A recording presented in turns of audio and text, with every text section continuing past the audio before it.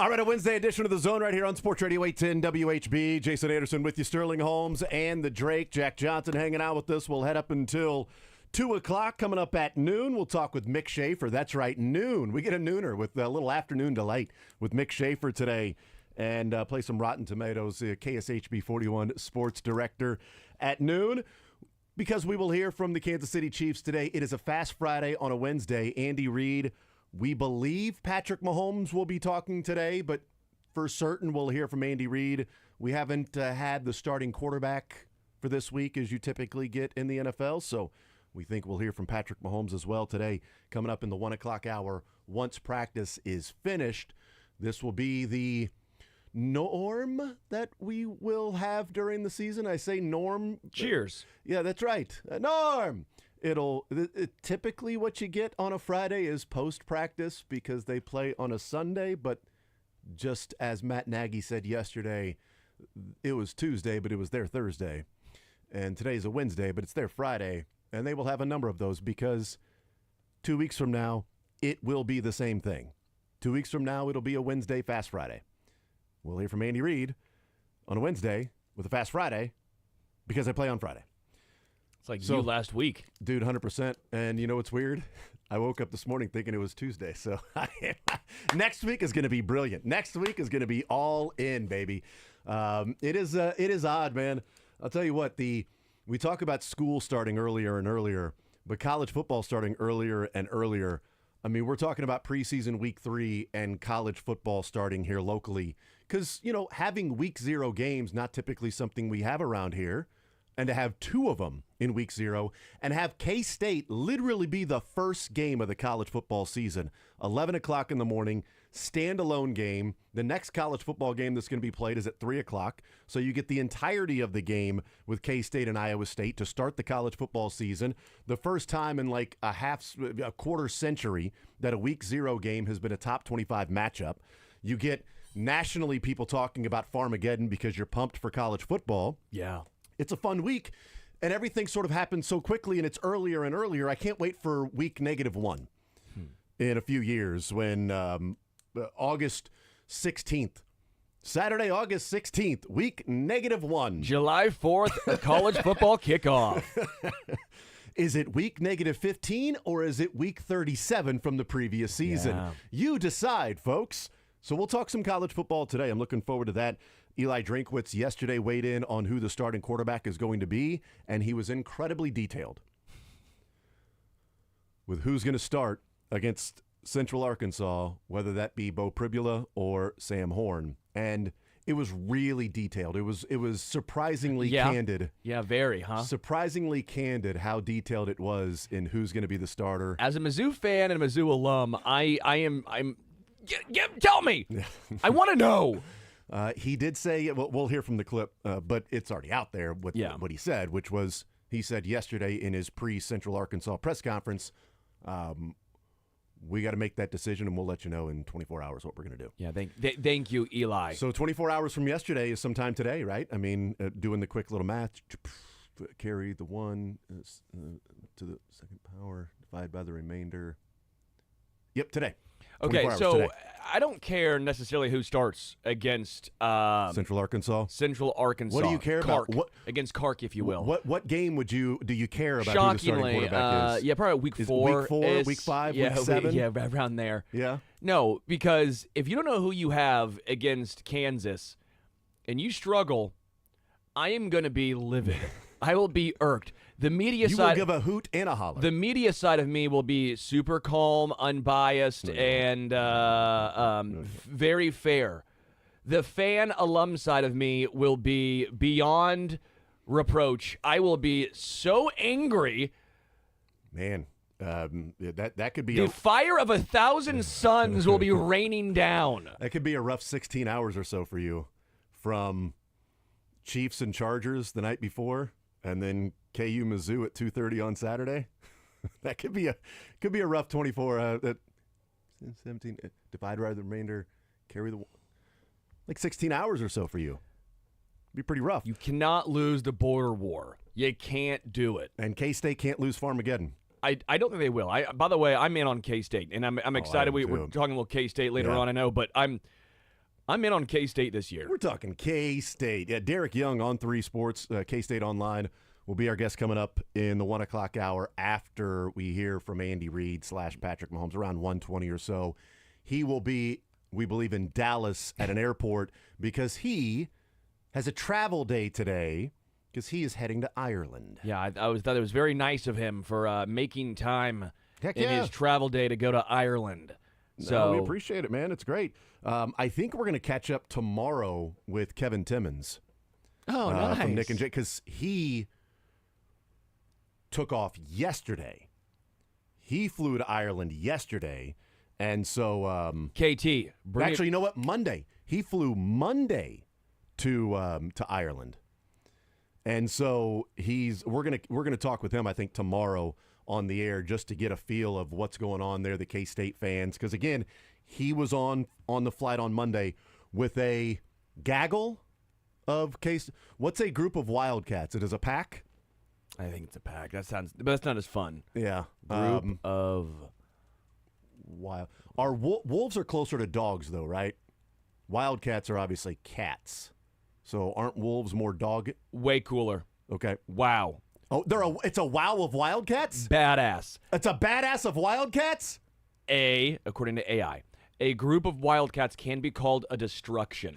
Okay, so Kevin Timmons was with the destruction of Wildcats on the plane on Monday heading to Ireland. So, boy, that's getting started early. Huh. That's So- a week's vacation getting started early there in Dublin. There's a lot of ways you can call Dublin. groups of not Wildcats. Wildcats can be called a destruction. Okay. Badass. Other terms like clouder, not very cool, lame. Or a colony, also not cool. No. Those are used for feral cats. No, this ain't. But for specific wildcat species, more precise terms, pride for lions, we know. Yeah, yep. A streak or ambush for tigers, and a leap of leopards. A leap of leopards. I think a clouder, though, Was is that in the 12 worst. days of Christmas? Wasn't there a leaping leopards? So if you have feral cats, 7 leaping leopards. Right? Something if you like that? have feral cats, you have a colony or a clouder. Mm-hmm. Destruction, that was way cooler. So We're not going feral cat, okay? These aren't domesticated people heading over to Ireland, okay? You understand? These are wild stray cats That's what on this feral plane means. heading to. No, feral is domestic, right? Nope. no, If- feral cat is not domesticated. I was If thinking- you have a feral I was cat, thinking it was a you feral should, cat you was- should. That's an outdoor cat. I was thinking more stray versus feral. Are those sort of the same thing then? I was sort of I feeling. mean, they could be. They don't. They don't I guess have they to could. be. I mean, if it's a stray and feral, I guess it could be the same thing. So what's the domesticated cat? Just domesticated? Yeah, it's just a cat lives in your house. yeah, That's the correct term? Yeah, Feral cat. versus cat lives in your house? pretty much. All right, so I these mean, are domesticated versus feral is kind of Okay. the. I think the correct term here for the group of wildcats is an Aggieville of wildcats. I like that. An Aggieville of Wildcats, an Emaw of Wildcats. It's a destruction. We're going destruction. A destruction it. of wildcats. I We like got it. there. Well, I'm good if they're feral then. I'll ask Kevin if he's feral. Was this a group of feral cats on this plane? Because if we're going the route that you're talking about, then that could be one heck of a plane ride over to, if it's a bunch of feral cats there. Woo! It's Okay. hot here, so are they in heat? Are they a bunch of feral cats in heat on the way to Ireland? That's what I'm wondering. We'll ask Kevin Timmons that tomorrow when we have him on. Maybe Derek Young. If Maybe they were in he's got an heat, I update. think a lot of people then would have joined a certain club. That's what I'm saying. That's going to be one hell of a ride over to Ireland, literally and figuratively. All right, so let's get into the show today. Yeah, I hated that. 913-912-4810. KT, bring me back some adult beverages, please, from Ireland. Thank you. You know what? He may do that for you. You guys enjoy the libations. You guys have that in common with you. So yeah, we'll get an update on the scene, if you will, tomorrow. But we'll get Derek Young's thoughts coming up in the 1 o'clock hour about this matchup. And like we said, K-State, you can't lose this game to Iowa State. You've already Kleiman's already lost 4 of 5 in Farmageddon. You can't go 5 of 6 against a peer program, a program that you're looking at and saying, not only our peer, but we feel like we should be better than they are. Agreed. We feel like we're more of the class of the Big 12. It was a team that thought could win the Big 12. I picked them, to win the Big 12 last year. I did too. killed it. When they were 9-1, I was rock solid, baby. And then they went up against teams that were incredibly beatable, and they lost. Now, the loss to Arizona State seems a little bit different now, but at the time, it was like, what the heck is going on? Because perplexing, it came off the heels of the loss to Houston. I'm like, what the hell's going on, man? Like, you lose that game, and then you lose Iowa State, where, you just – there are 3 or 4 plays that can be the difference in a game. And in that game, the 3 or 4 plays, the turnovers that K-State committed, and the non-taking advantage of Rocco Becht putting the ball in K-State's hands with turnover-worthy plays that K-State did not come away with. I mean, you flip those. If you just simply flip 4 or 5 plays in the game, it's totally different. But even with that, even with the first play being a fumble for K-State, right? Even with Rocco Becht putting the ball in harm's way multiple times and K-State not getting a turnover, it was still an 8-point game. Yeah. So Becht also had one of his worst games as a college quarterback in that game, and that was with Higgins and Knoll on the field. Those guys are playing for the Houston Texans now, so they will not be in Ireland. So we'll get into that coming up in the 1 o'clock hour. I want to talk college football in the 11 o'clock hour as well. We start off talking some Royals. They win again, man. And let me tell you, Seth Lugo and his start last night, there was obviously, there were a lot of nerves that were, you got a lot of nerve talking to me like that. I wasn't talking to you. There were a lot of nerves for me heading into that game because of what we talked about. Is this a guy who's going through a little bit of a dead arm? Is this a mechanical issue that he's just got to get in the lab, if you will, and figure out? Or is this an injury? Yeah. That he's been battling? And it's like, okay, did he sign the contract when he did the extension? Because, I don't think Seth Lugo's that kind of guy. But did he sign the deal quickly? Yes, agent. Let's agree to. My arm is about to fall off. Okay, I can feel it. I'm Chet Stedman in Rookie of the Year, and this thing's about to pop. I just don't have the juice anymore. Don't call me Rocket. All right, I'm not the Rocket anymore. And then in the first inning, he gives up the home run to Corey Seager. I'm like, oh, okay, don't let the wheels fall off here. The first pitch of the game, I'll be honest, I was so nervous and concerned with Seth Lugo that the first pitch of the game worried me. It was strike 1, taken for a strike by Josh Smith. It worried me because it was a fastball middle. And I was like, oh, God, here we go. Because his heat map as of late is red right in the middle, and then a bunch of white surrounding, and then blue outside the zone. It was like if he was throwing a strike, it was right down the middle. If he was, not outside, not right down the middle, it was a ball. And so the first pitch being right down the middle fastball, I'm like, oh, boy. Oh, boy.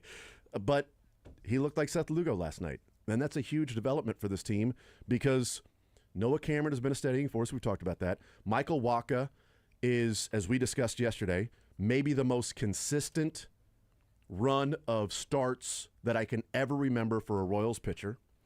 Not named Zach Greinke Cy Young. Not named Zach Greinke 09, but also consistent starts to where you're not going out and just Cy Young blowing guys away, Sure. Tarek Skubal. That was Zach Greinke 09. It was like, all right, here comes 7 innings, no runs, 9 Ks. Yeah. Here comes 8 innings, 1 run, 11 Ks, 1 walk. Okay, it's just like every night you expected that to happen. Michael Waka's not going out there picking up 8 or 9 strikeouts. But good God, he is pitching into the 6th inning and giving up 2 or fewer runs every single time.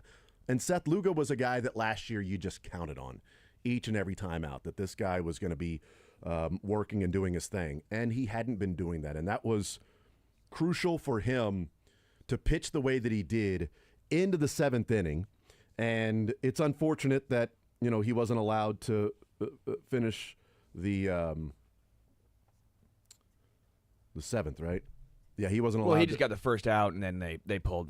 Yeah, he wasn't. It was the righty. Who did he faced? He faced Simeon. Simeon. And then yeah. Josh Young came up after that for Zerpa. But it was too bad he wasn't able to finish the 7th inning for those in fantasy purposes that could have used that win for Seth Lugo. Could have used the W since Zerpa comes in, gets a couple of outs, and then he gets the W.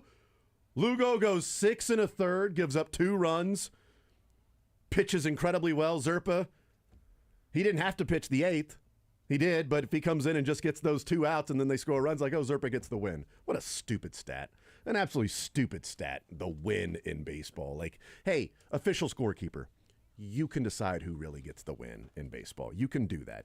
Anyway, besides the point, for him to do that on a night where Urseg and Estevez were not available, So if you're going to play a closer game, you're going to have to get through with the Schreiber and Urseg and whoever else, or Schreiber and Zerpa, but not Urseg and not Estevez. And he pitches into the 7th inning, limits the number of bullpen arms you need. Bullpen guys come through. And, of course, India gets hit by a pitch. Frustration after that, the next 2 at-bats. What was Isbell doing? He saw the guy was there, like it was going to be a collision, but he still slowed down. Yeah. Like, that was odd. Also, put a safety base there. Who cares, man? No, blow him up. No, put a safety base. Blow up the guy at first base. Blow him up. You want to get Kyle Isbell is a tough man. I've seen that guy. I agree. He did throw a little chicken wing elbow into him, but Kyle, he also slowed down. Yeah, next time, speed up. Yeah. Be the freight train. Bust through that guy. Make him but also what he thinks about in his nightmares. You want to get rid of the whole ambiguous, well, was the runner in the path of the baseball? Was he too far on the fair side? Was it okay if he was a little bit on the foul? If a safety base, you're not going to be running in fair territory to first base if you've got to get over it. Anyway, regardless, that's a conversation for a different time. Because also it would have saved Vinny Pasquantino's thumb last year if you had that. But Seth Lugo pitching the way that he did, and then Bobby Witt coming through with the 2-run shot to be like, all right, yep, they're gonna take care of this. And he hit it 471 feet. Was that the final number that they came up with? Like 470, something like that? I think it was 520 maybe. Over the batter's eye for home run number 100.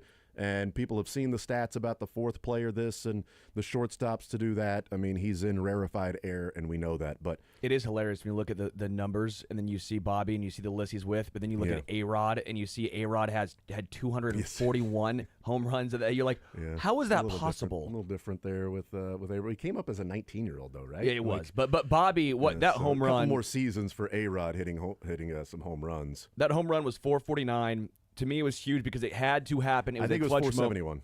It was a clutch moment. I know India got hit by the pitch, but the wind came out of the sails. It felt like offensively. Yeah. And you're right, with no Ursig, no Estevez, you're sitting here going, all right, I don't know if 3-2 is going to be enough. And Bobby said, put the team on my back. I got you. Let's ride. Jack, I want to get your thoughts, but I want to hear from Seth Lugo first. Can we play this clip? Seth Lugo, he was asked about, hey, what was the difference between these previous starts that you've been talking about struggling and going out there and pitching like Seth Lugo?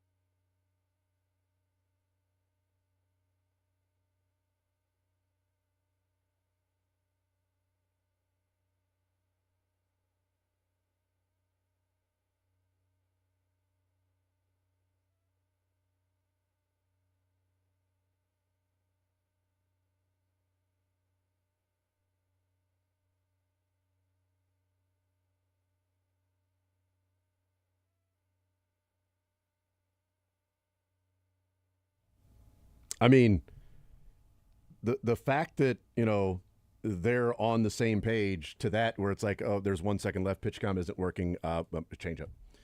We'll throw that. Was the change up the final pitch to Simeon? Is that what he swung through, or was that a fastball?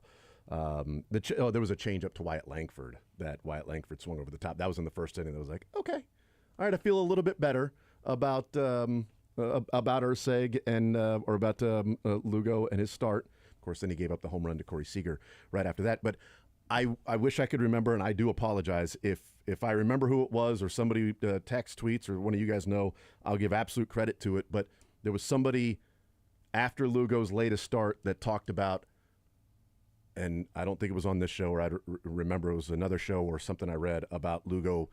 Seems like he's working too quickly on the mound. He just needs to slow down. I know David Lesky had a side-by-side where something about it was like, it looks like he's dragging his back foot.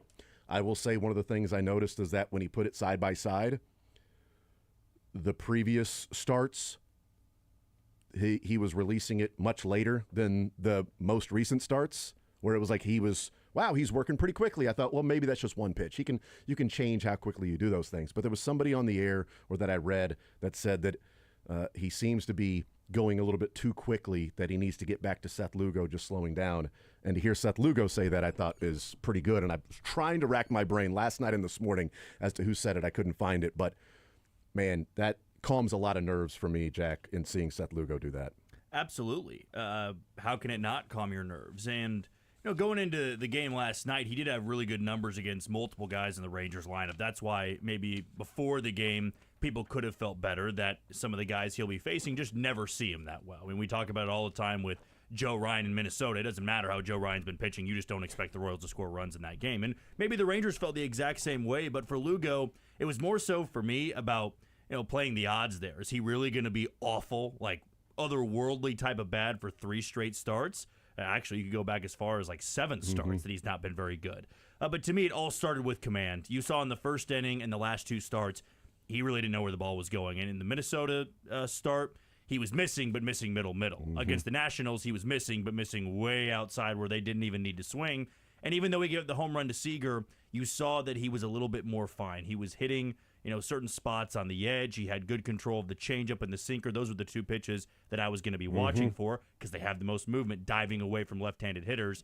And even the Seager home run, it should have been a 2-2 count. He's probably throwing a different pitch because the umpire blew the call on the 4th pitch of the at-bat. 3-1.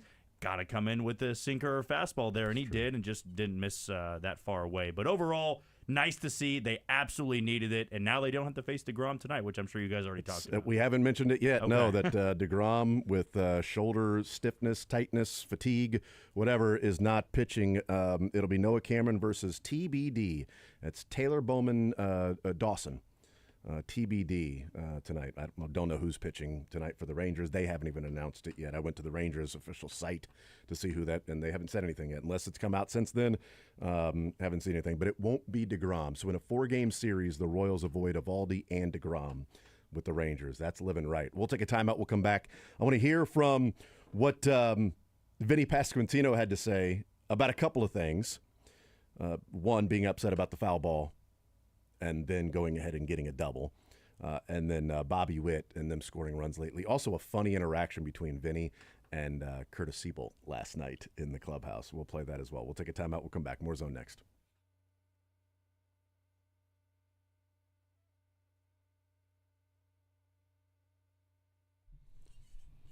All right, men, if you're out there and you happen to be suffering from erectile dysfunction, well, Heartland Men's Health is here to help because they have been successfully treating men in the Kansas City area with a lot of different things. Maybe it's low testosterone, maybe it's ED, maybe the low T is leading to the erectile dysfunction. Whatever that is, they will get to the bottom of it. They will find out because there's no reason, no need to wait. And they let people know sometimes the most difficult decision in your life in dealing with this is just simply going to be walking through the door or scheduling that consult. Maybe you've tried the pills or the herbals and they have failed. Well, Heartland Men's Health treatments work when that happens. In fact, they have treatments with success rates well over 90%.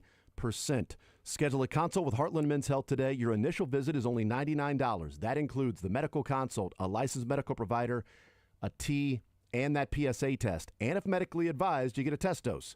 And if the test dose doesn't work in the office, you don't pay a dime. If it does, you're on your way to figuring out what is going on. They've got an expert staff with 3 locations to serve you: Overland Park, Independence, between Blue Springs and Lee Summit, and North Kansas City. Call them today at 844-447-6600. Tell them you heard about it right here on Sports Radio 810 WHB, 844-447-6600, or visit heartlandmenshealth.com.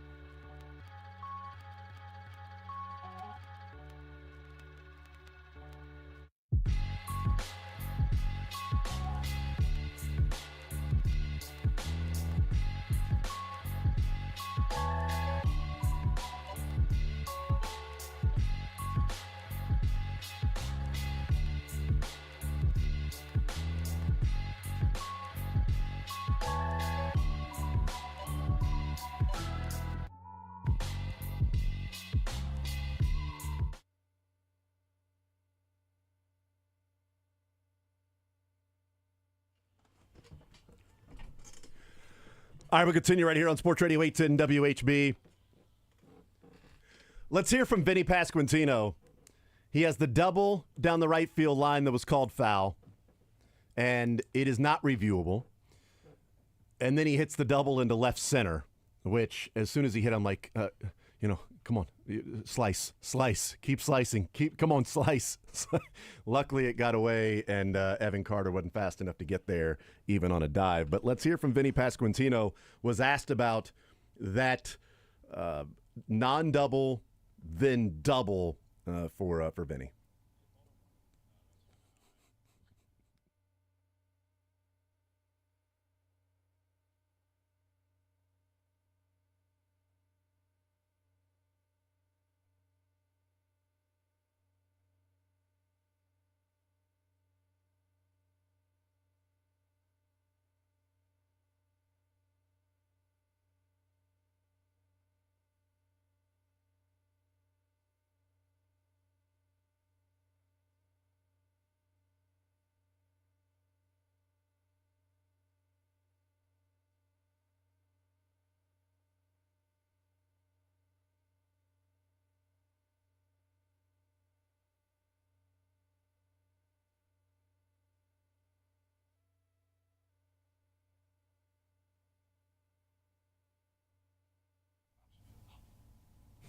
I love that. The ball don't lie.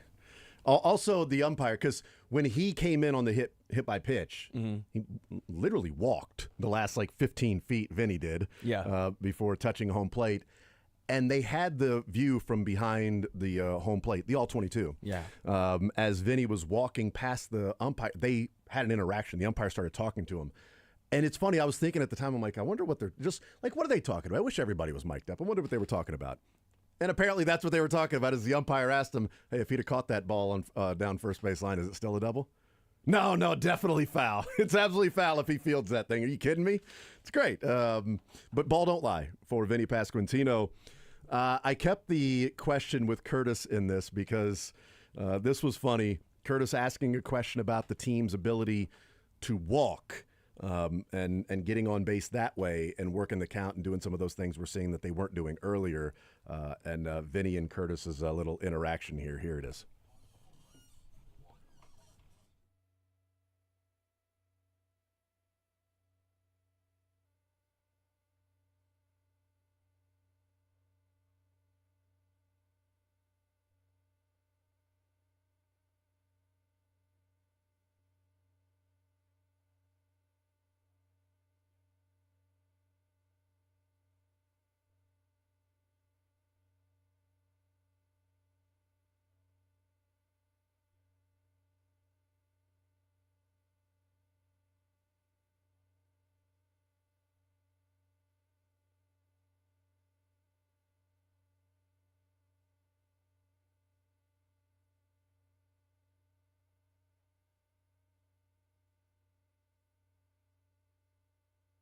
Maybe. We're not 100% sure yet, but it sounds like it.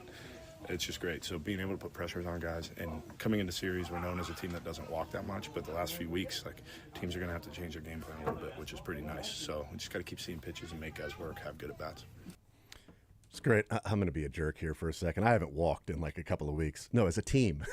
The royal you. Yes, the royal you. I think you said the plural you. And then Curtis, falling on the grenade. So, well, I'll ask a better question. Oh, that's a good question. Along with the home runs as a team, you guys are walking more as well. Maybe the you guys was left out of just you. You're walking more. The home runs, you're walking more. It was August 10th. At Minnesota, the last walk for Vinny Pasquantino. Look, I'm going to be a jerk here. All right. I haven't walked in a couple of weeks, man. It's been a while since I've walked. Oh, thank God. Yeah. No, we're doing a great job, except for me. It's funny. He said it's kind of what we've been preaching since the All-Star break. And I think it's what they've been preaching since the Yankees series in the divisional round. It's one of the things they talked about. It's one of the things we talked about in the offseason. It's one of the reasons why I was so excited about Jonathan India, because he was ranked in the top 20 last year of pitches per plate appearance. And it's okay, these are the guys you should be going out and acquiring. Zumwalt just figured it out. He goes, guys, I have it. We should try walking. That's what it is. Yeah. All-Star break. Let's try something new. Right. Zumwalt finally said, guys, we should start scoring runs. I'm like, damn it, Alec. Like the whole time you said don't score runs. Now you want us to score. What do you want us to do, Coach? You said 3 runs a game is plenty. That's what you said, man. If we can just be somewhere near the bottom of the league in runs scored, we should be fine. Be around the White Sox and the Rockies. That's where you want to be. Let's rope-a-dope these guys. Let's play awful baseball, scoring runs until like August, trade deadline, and then we'll sneak up on everybody. And then we'll start scoring a bunch of runs. And then we'll make the playoffs, guys. This is a great strategy. He was playing chess, not checkers. I mean, right? 3D chess, in fact. There's a couple of Ds. He had 3 of them. Dimensions in chess is what he was doing the whole time. But going back to that Yankees series, that is when they talked about working the count, having better plate appearances, swing decisions, understanding, a decent idea of the strike zone, an approach at the plate, because the Yankees were just watching close pitches go by for balls. And then they were swinging and fouling off strikes. And it was incredibly annoying. And now you've got Adam Frazier on the team that's top 7 or 8 in Major League Baseball this year on foul balls. But by the way, that matters. We talked to Jason Worth at the American Century Championship. And I was talking to him about him being a guy that maybe was a little too early, even though he got a huge, contract and has made like $150 million in his career, just, great for him. But I'm like, you're a guy that had like a 380 on base percentage, but people didn't view you as a guy that was a great hitter, right? In today's day and age, I'm like, you would be viewed so much differently in today's day and age. Like you would be a guy that would be incredibly coveted for playing a good outfield and getting on base at 380 and hitting mid-20s home runs every year. And I said, so was that something that you just, it was natural, your ability to judge the strike zone? And he said, a couple things. One, he goes, I never swung at a slider outside. I refused to do that. And he said, I was really good at fouling off pitches. So I could waste some really good pitchers' pitches, and then they wouldn't throw a strike. They'd miss, and so I'd, take the walk, or they'd miss and I'd hit it. So, but he said it was just the ability. He's like, I've always just had an ability that even a bad pitch, I was able to get, the bat on a little bit and foul it off. I'm like, well, we're seeing Adam Frazier play some good baseball, and this year, as opposed to last year, he's fouling off a lot more pitches. Seems like, well, put it in play. Or keep wasting pitches because that pitcher is eventually going to miss by a wide enough margin that you're going to take the pitch for a ball, or he's going to be a little bit too fine and leave one, and you're going to hit it hard. And a lot of really good hitters are up there in foul ball rate.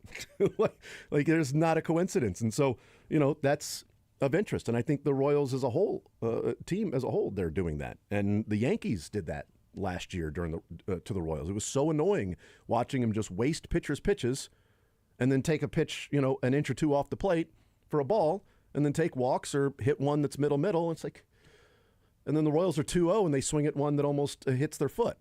Like, what are you guys doing? I think 2 solid takeaways. They won these past 2 games without Salvador Perez, with Luke Maile behind the plate. Luke Maile's been great defensively, but with the bat, he's been he struggled. Yeah, struggled. But backup catcher, it is what it is. But they back-to-back games without Salvi, and they won big.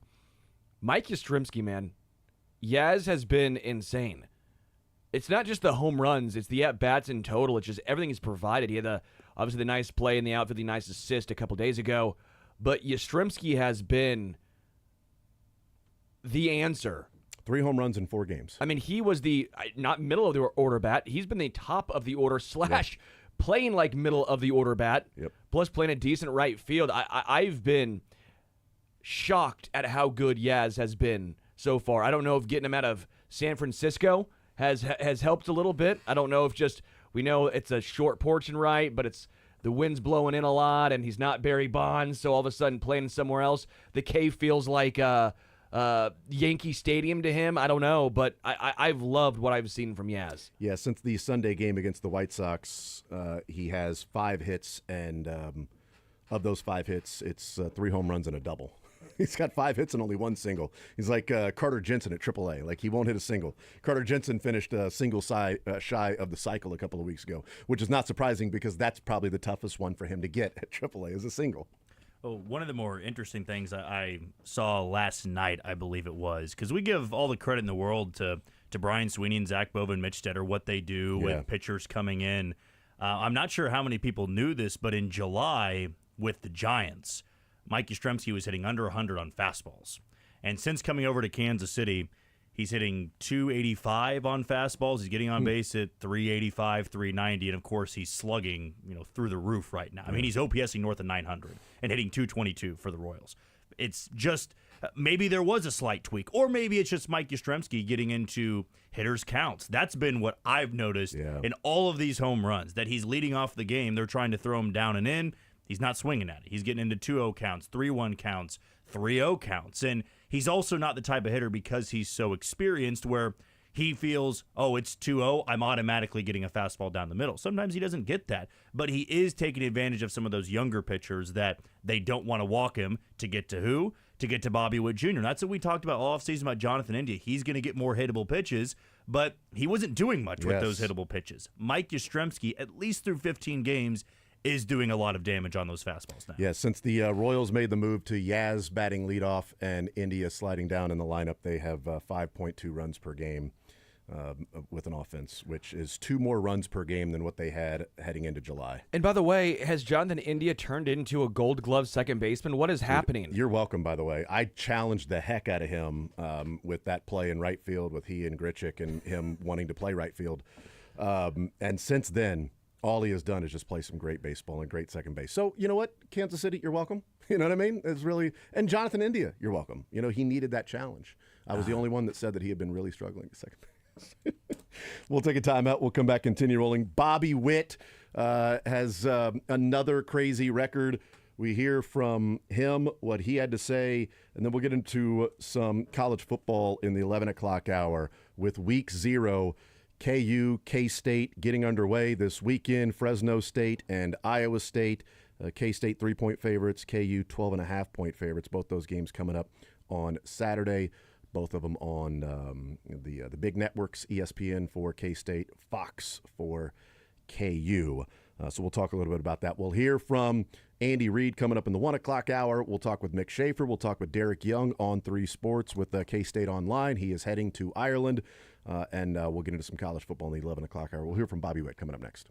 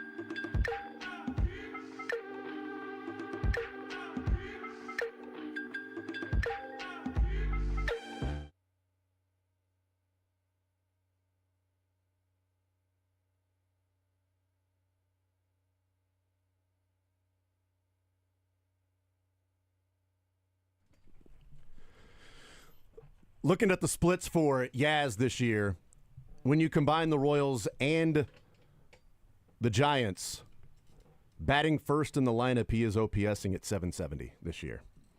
Batting fourth, he's OPSing at 347 in the 2 games, 9 plate appearances, he batted fourth. Batting fifth, OPSing at 620. Batting sixth, OPSing at 670. Batting seventh, OPSing at 616. And the 20 at-bats, batting eighth, he's OPSing at 759. But batting first in the 234 plate appearances, OPSing at 770. I do feel proud of myself. Oh, I good felt for like you. I called credit. Drake, breaking news. We have a first-timer. Credit to me, first-time listener, long-time caller. First-time listener. Yeah, well done. Nailed it. So credit to me. I said they should put Yaz leadoff against righties and move India down. And yeah, I'm just saying.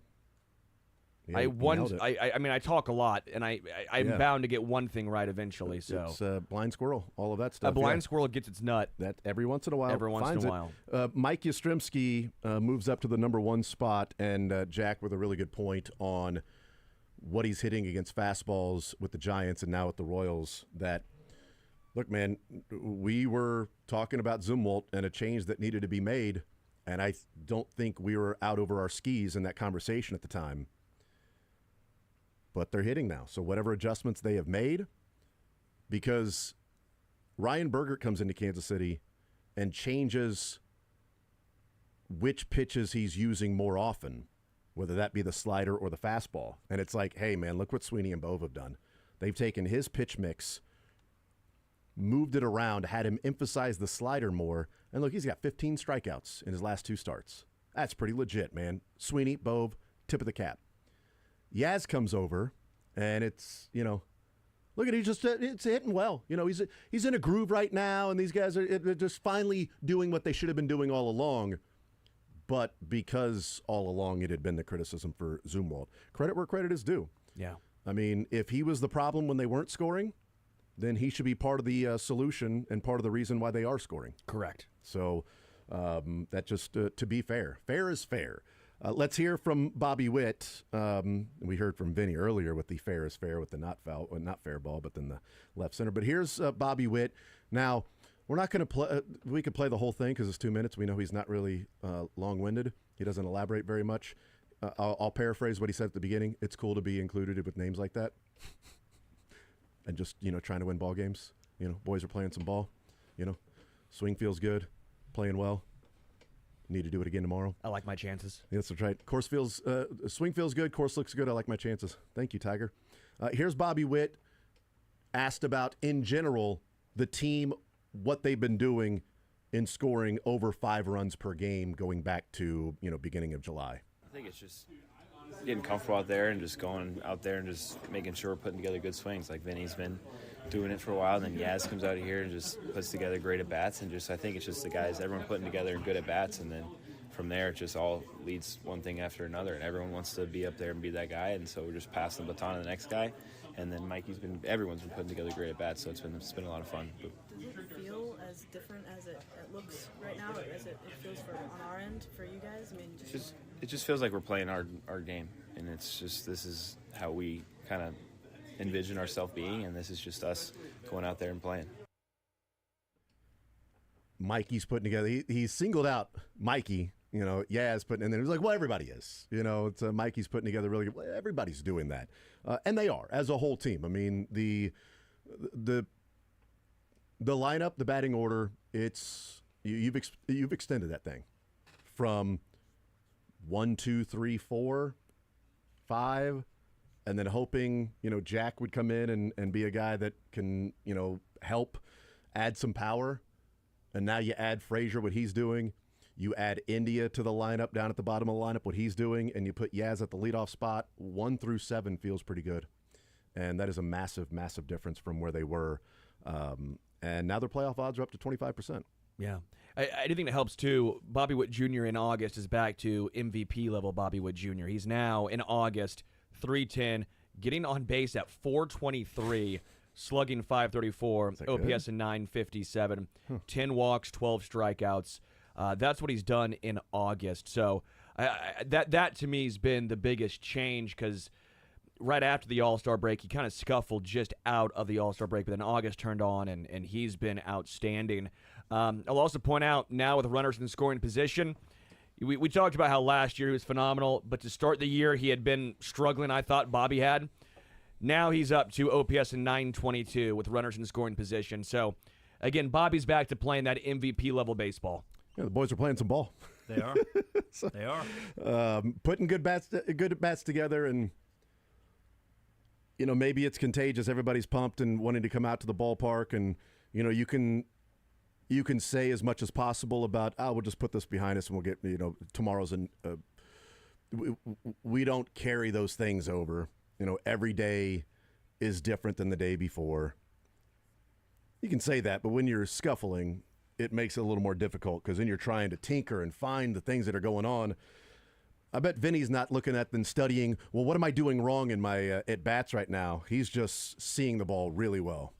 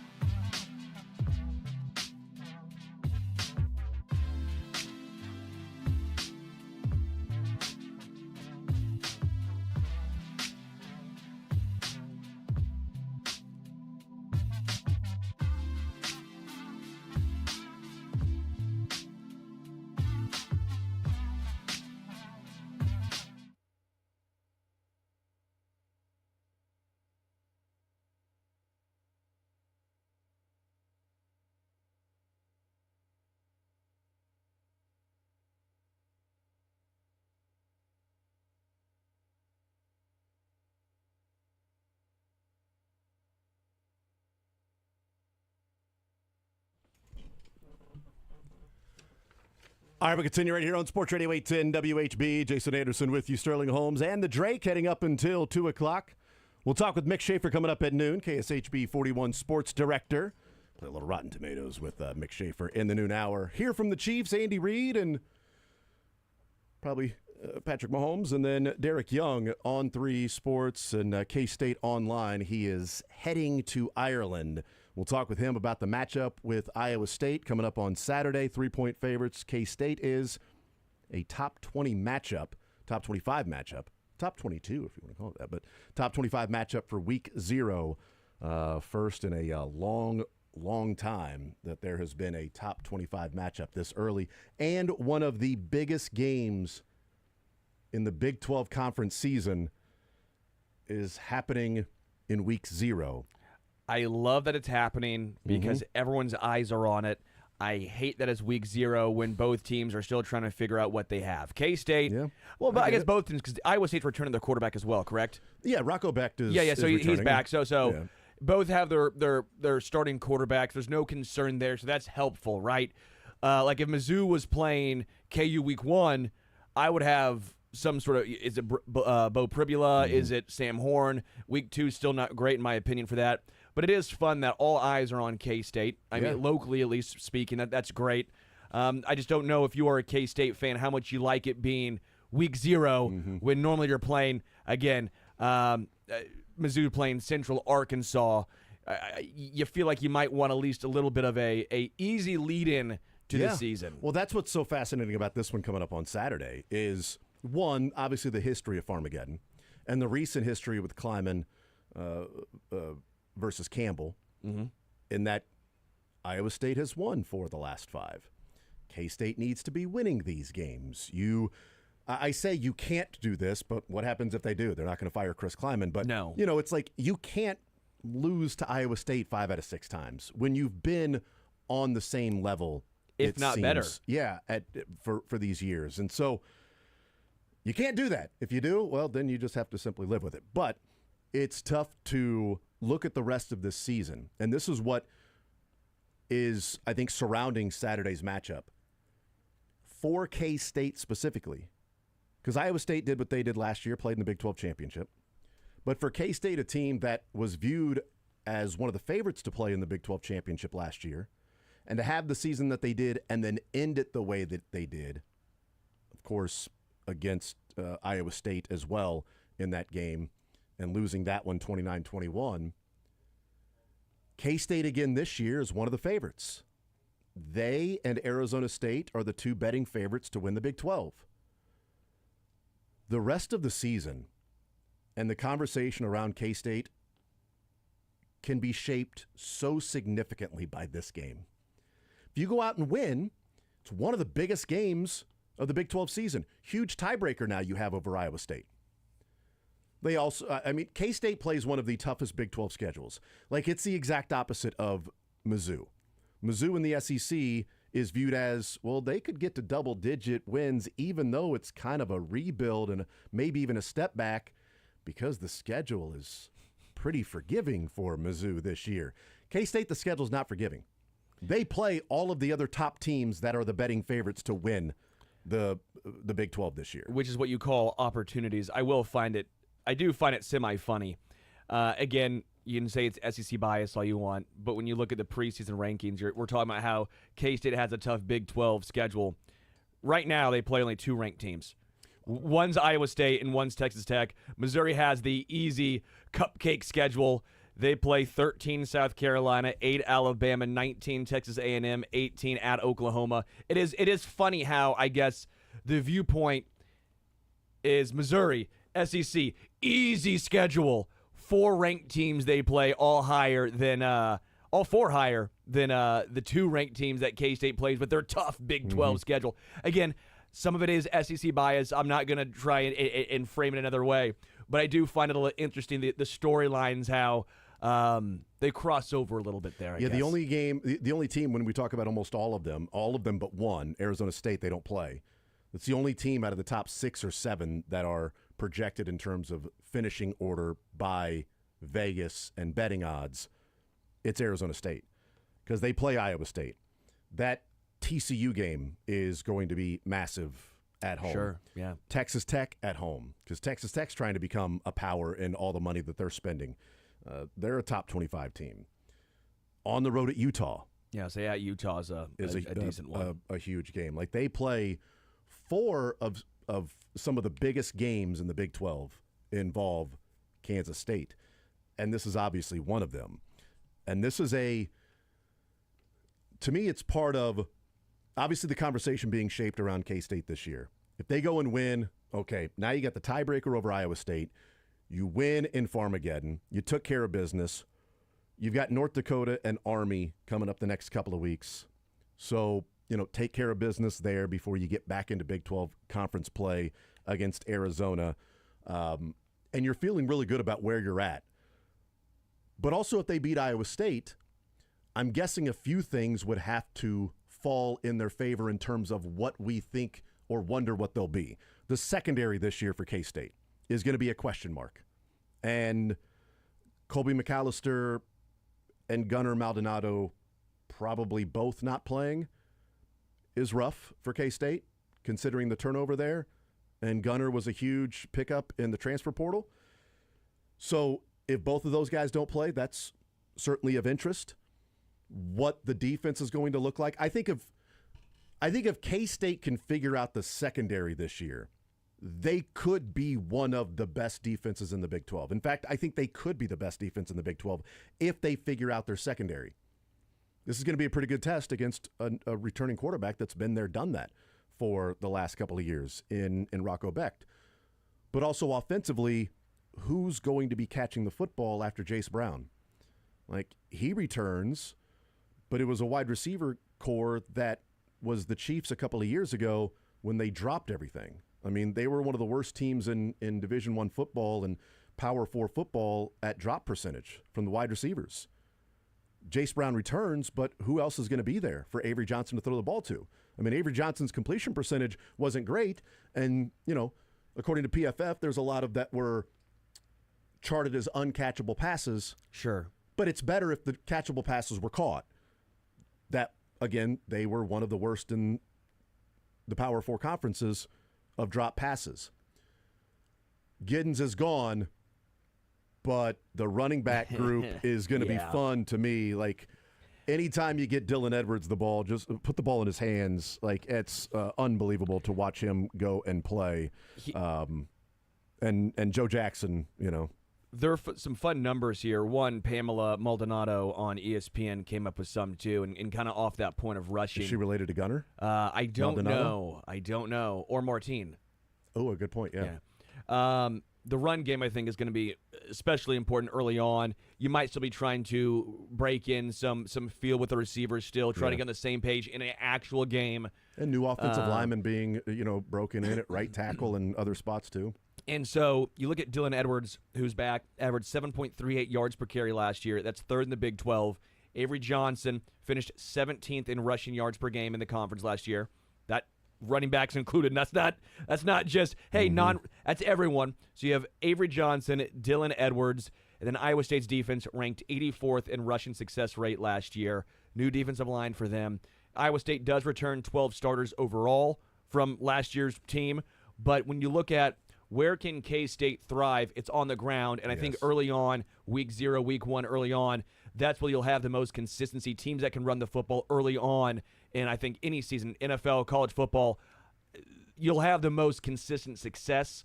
Eventually, Avery Johnson's gonna have to throw the ball down the field against some Big 12 defenses. But I think in this particular game in Farmageddon, who's going to have the bigger combine?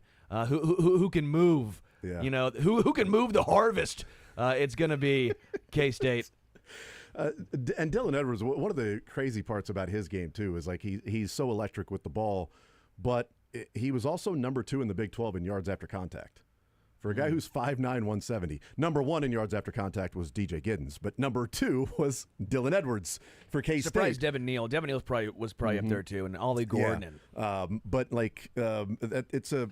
it's one of the surprising parts about his game is that now some of that is also slipping a tackle here or there. The guy touches him, but doesn't like square him up. Because sometimes yards after contact, kind of in our mind, we may think shoulder to shoulder, shoulder pad to shoulder pad, just hitting like a couple of rams and then, breaking that off and continuing to run like Ashton Genty did to the safety, last week for the Raiders, like just busting through the guy and keep going. Marshawn Lynch said, run through a mother bleeper's face. Okay? That was his motto, is run through a mother bleeper's face. And protect your chicken. That's also, that's your chickens. Yeah, protect all of that stuff. But maybe a little bit of the Dylan Edwards yards after contact is, well, that guy got a hand on him, but, he's too quick, and he slides through that particular hole and then, breaks it off for a 30, 40-yard gain. Every time he touches the ball, he's got a chance to break it free. And with Avery Johnson back there, and obviously the next step for Avery Johnson is going to be passing the football. It's going to be his ability to complete the passes when needed. Because obviously the running game is huge with K-State, but last year he was limited in mobility for a number of weeks, and he had to pass the football. And I think there's a potential positive that came from him getting banged up last year. One, maybe don't run the ball as much and put yourself in harm's way, Avery. But it's hard not to do that when that's one of the most dynamic parts about your game. But I think it could be a positive in that he was forced for like 4 or 5 games to just simply be the passing quarterback more than the dual threat dynamo that Avery Johnson has been at times. It's also year 2 in Matt Wells' system, where when he played with Will Howard, it was Klein's system. And last year as a first-time starter, now you've got a new OC. So you've got a full offseason in that system and a full offseason after being the starter. So I think there's some things to where I have a level of expectation of Avery Johnson raising his game. Maybe not, Heisman finalist worthy, but I certainly think there's a chance if you want to put money on a long shot Heisman winner, Avery Johnson would be one of them. I mean, he's 40-1, I think, to win the Heisman. But if they take care of Iowa State and they go on to win the Big 12, well, one of the big reasons will be Avery Johnson playing. And if his passing is improved this year, limiting the number of interceptions, the running game should be there. He's going to put up crazy numbers this year for K-State if they're in that position. If he's not putting up crazy numbers, then they're probably not in that position. Avery Johnson last year against Iowa State in that game, is looking back, 12 of 28, 220 yards, and then 3 touchdowns, no picks. Very college football stat line right there, where it's a lot of inconsistencies but big plays. And then J.C. Brown just destroyed Iowa State. Yeah. He had the the Randy Moss line, 3 receptions, 2 touchdowns, 106 yards. I mean, 17 yards per catch last year for Brown. Yeah. But also the last 2 years, Will Howard and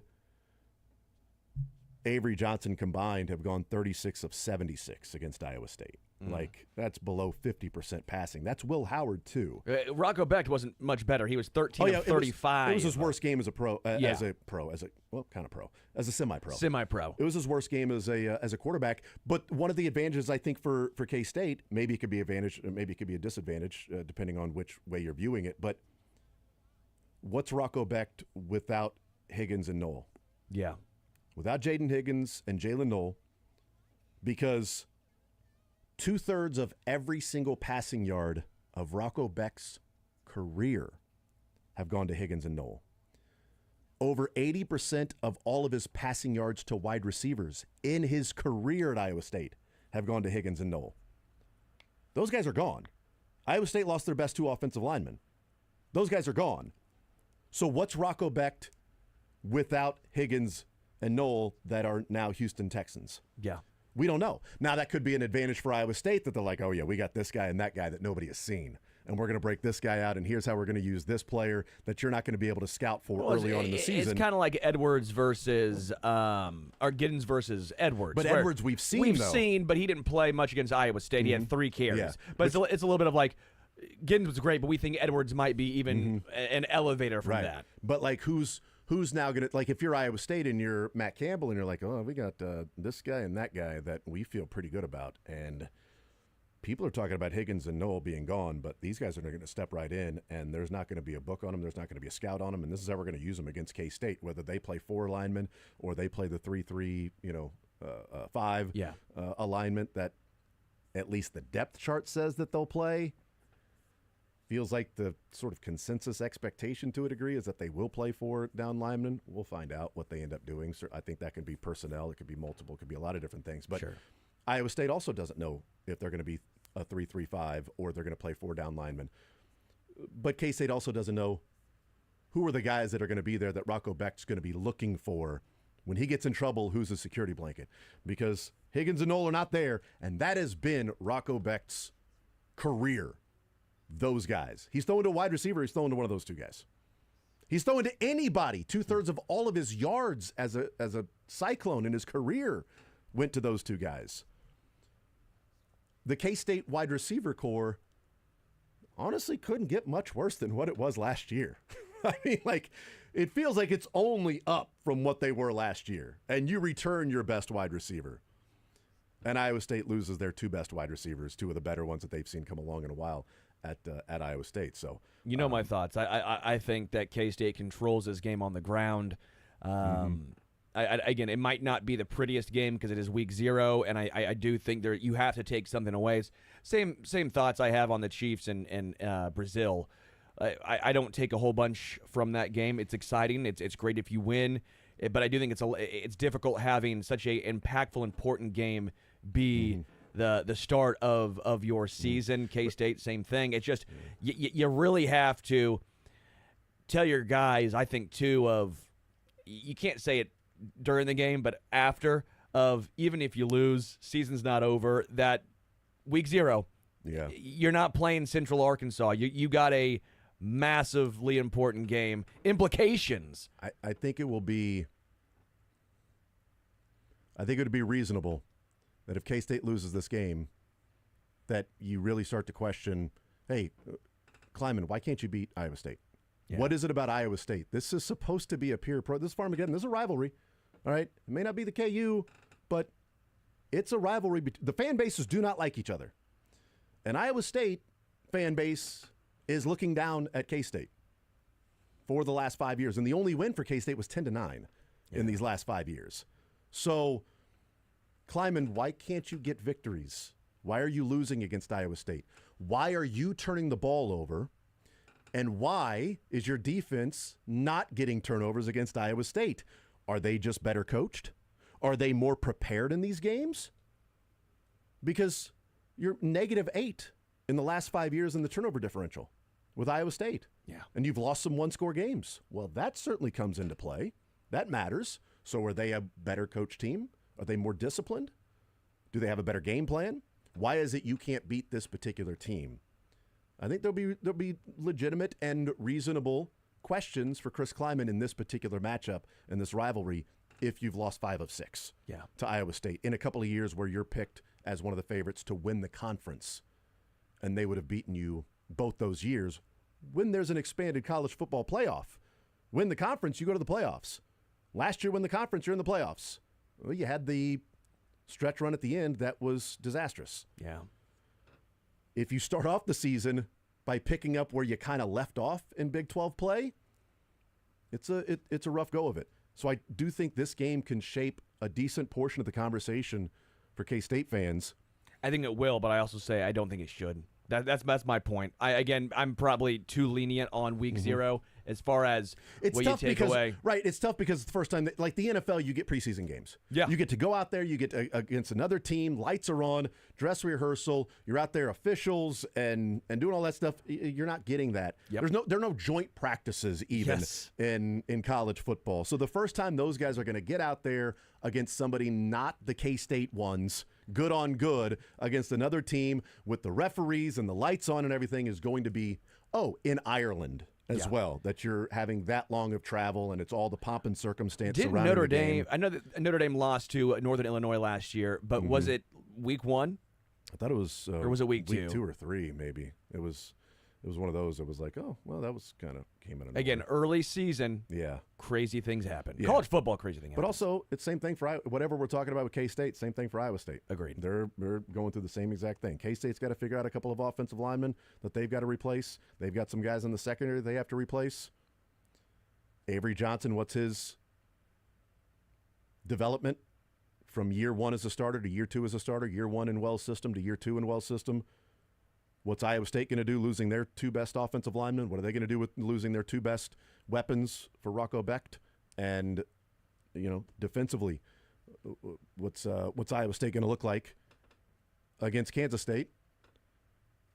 And is Avery Johnson a more accurate passer this year? Because if he is, then I really like K-State to win the Big 12 if he becomes a more accurate passer, more efficient passer, limit some of the turnovers that go along with that. So I think K-State wins this weekend, but there's so many variables in week 0.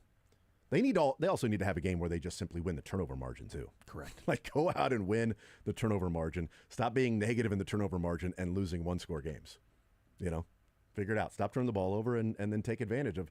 Rocco Becht has turnover-worthy. That's one thing about, if you look at PFF, Rocco Becht was graded out last year as a guy that had like 25-some-odd turnover-worthy plays, and he ended up with like 7 interceptions.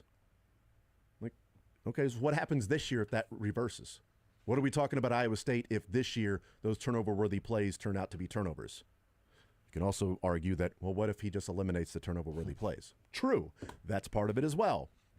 But he had turnover-worthy plays with Higgins and Knoll as your wide receivers. We'll take a timeout. We'll come back. Eli Drinkwitz, he got so detailed in the quarterback position of what they're going to decide. We'll hear what Eli Drinkwitz had to say yesterday about the quarterback position for Mizzou. They get ready for Central Arkansas a week from tomorrow. KU in action against Fresno State this weekend as well. More Zone coming up next.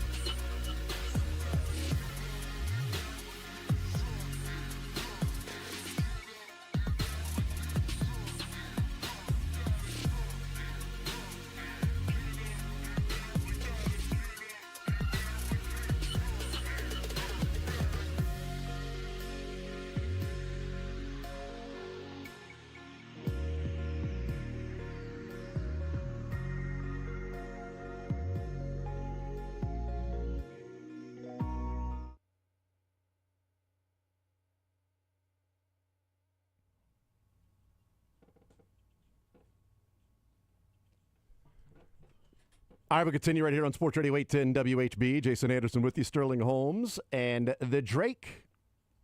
Heading up until 2 o'clock. Coming up at noon, we'll talk with Mick Schaefer, KSHB 41 Sports Director. Text comes in, says, why can't Campbell beat Leipold? Touche. KU's beaten Iowa State 3 straight years. So there you go. Chris Kleiman making a phone call. Hey, Lance. Hey, might pass along a couple things that you may or may not do. I'm just saying, if you help a brother out, all right, from For Kansas. from one For the state. college in this state to another, help a brother out. 913-912-4810. Text says, stop referring to it as week 0. Stop it with smiley face. It's week 1. It should be. I hate this too. I hate the playing games. How it's like, what do they call it? It's not round 1. It's round, or that is round 1, and then it's round. It's dumb. College sports, get your bleep together, man. 913-912-4810. Mizzou gets ready for Central Arkansas coming up a week from today. They are the only team in town that has a quarterback controversy, or at least battle. The Chiefs have settled on Patrick Mahomes being the starter this year. He beat out Gardner Minshew. I don't know that we pass that along. Well, or Bailey not. Zappi didn't make it. I don't know if he's made the team or not, but he didn't make your list of he might be over. It's not my. I'm not the over one. Patrick. I'm not the no, one. it with is the you. quarterback This is battle. all It's your decisions. Nags You make and, every decision. and Reeds and Veaches and Clarks. It's thems that are deciding. But Mahomes won the job over Gardner Minshew. Jalen Daniels returning as a starter. So there you go. And Avery Johnson another year as the starter. But we don't know about Mizzou. They went and got Bo Pribula from Penn State, paid him 7 figures. And Sam Horn, a guy that was drafted in Major League Baseball and was not going to sign, is also in contention to be the starter. Let's hear from Eli Drinkwitz yesterday. It's a funny little start knowing exactly what everybody was going to be talking about. So he has a 2 or 3 minute open. So I didn't want to play that. He's just talking about the season and what we accomplished in fall camp and yada, yada, yada. But how he ends the open and then getting into the Q&A portion, obviously leading into the discussion around, hey, who's starting the game against Central Arkansas? The goal of training camp is to get yourself prepared for what's next. And, I feel really comfortable with us being prepared for the season that lies ahead. And that starts with our preparation for UCA tomorrow. So with that, I'll take the first question about the quarterback. Somebody's got one. I guess not. Never mind. Okay, asking questions you want I then. guess I'll be the one to do it. How do you evaluate Bo and Sam's entire fall camp, I guess? Yeah, it's been something that's kept me up every night and keeps wakes me up in the morning. I think those guys have played really good, both of them, really well. In fact, the 2 minute, 4 minute just kind of sealed it in my mind. Like, my gosh, these guys both can play at a high level and win. So, what that means moving forward, I don't know yet. I just got off the field today, but we'll start UCA prep tomorrow, and we'll have a decision and talk to both those guys here in the next 24 hours about what we're going to do and make sure the team's comfortable with the plan moving forward, and we'll let y'all know. Well, you mentioned how difficult it'll be to tell one of them that, the other one is the starter. And how good that they performed in fall camp and how much effort they put in. How much more difficult does that make it? Yeah, you wish it was easy and that there would be something definitive that you could point at and say, hey, this was the reason why, but that's not going to be the case. So we'll figure it out from there, and that's what they pay me to do. They pay me to make tough decisions, and that's what I got to do. So Just to clarify, you said you'll decide the next 24 hours what you're going to do. You mean against Central Arkansas, or you mean you're naming a starter? I mean, what we're going to do. Oops. Yeah. Okay. Given what Bo's role was at Penn State last year, is there a world in which both have a regular role for you?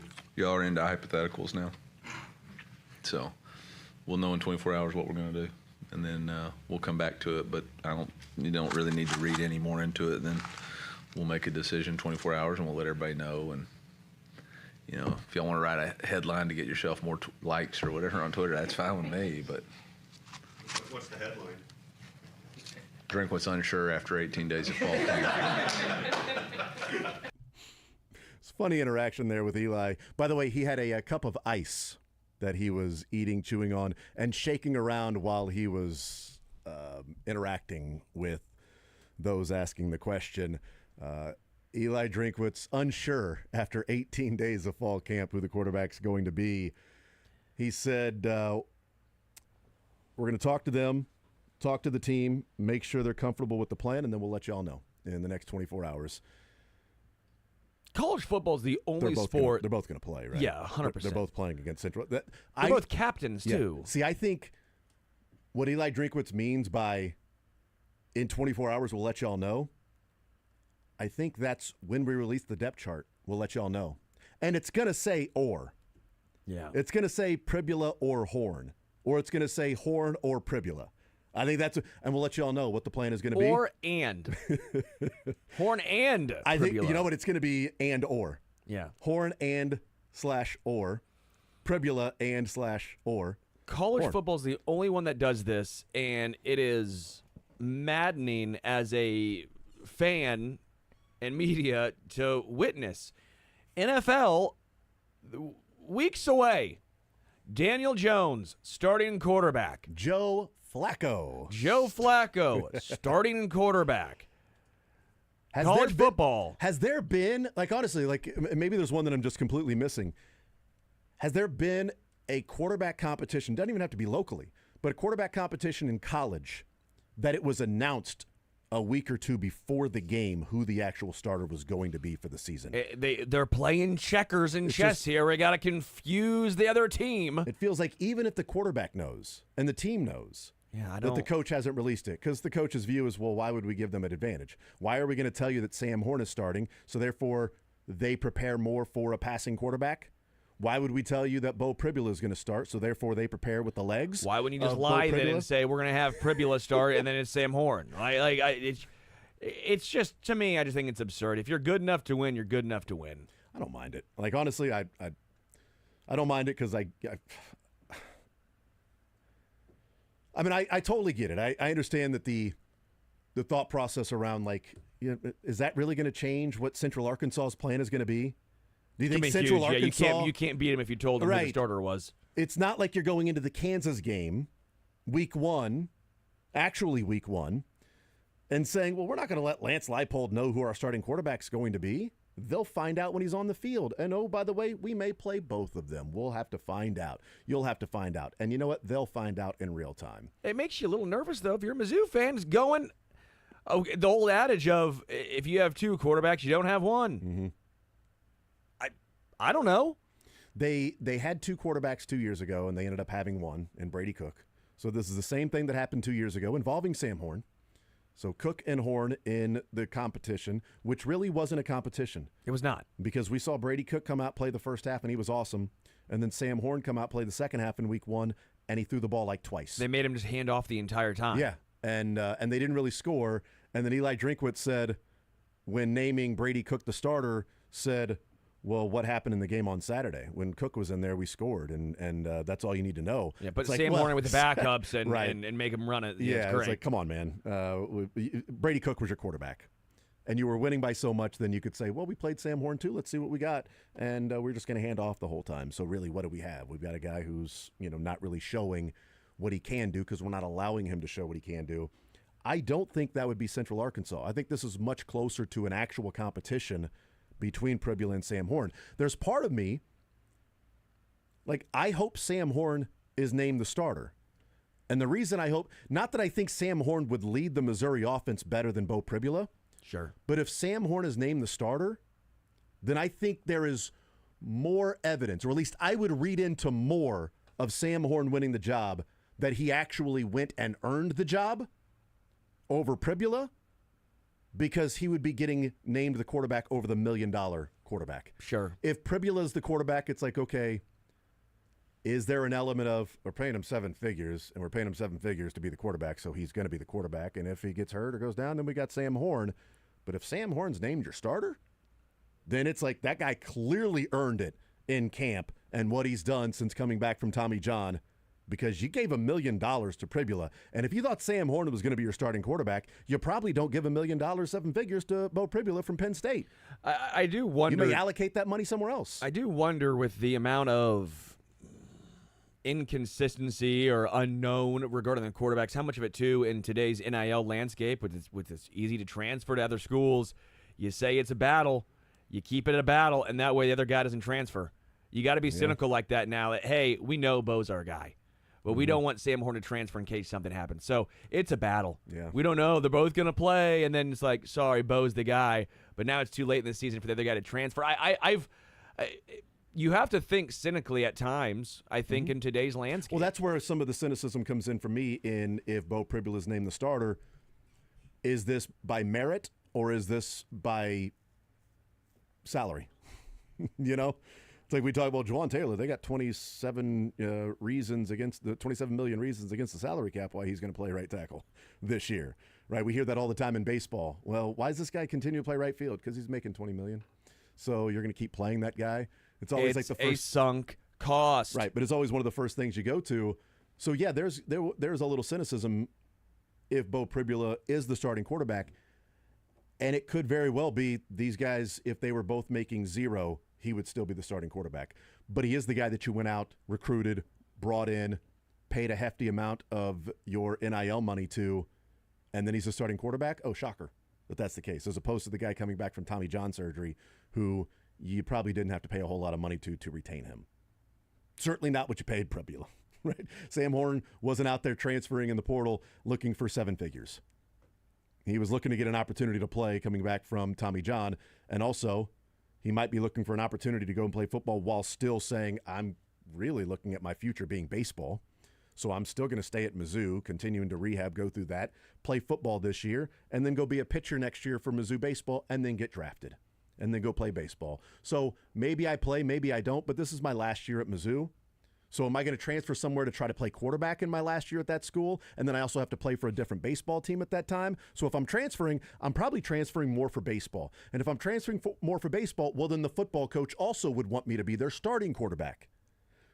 Or I stay at Mizzou, give myself a chance to be the starting quarterback here, and then play the season of baseball and then go get drafted. And that's what my future is going to be. Yeah. It might be as simple as that. But there is some cynicism with Bo Pribula, and we'll find out. Mizzou's got talent. They've got a schedule that works in their favor this year, but they have a lot of roster spots that they are turning over. And I don't know who the analyst was for the Bears game, but, or no, it was, who's Brady Cook with? Is he with the Rams? He was playing quarterback in one of these preseason games, and he completed a Jets. Jets. Like I said, he's with the Jets. I was in the area though. It was close. Same area of the country. 100%. Yes. Nailed it. 4-letter team name. 100%. Yes. One of the biggest cities in America, right? L.A., New York, Jets, Rams. It's all the same, really.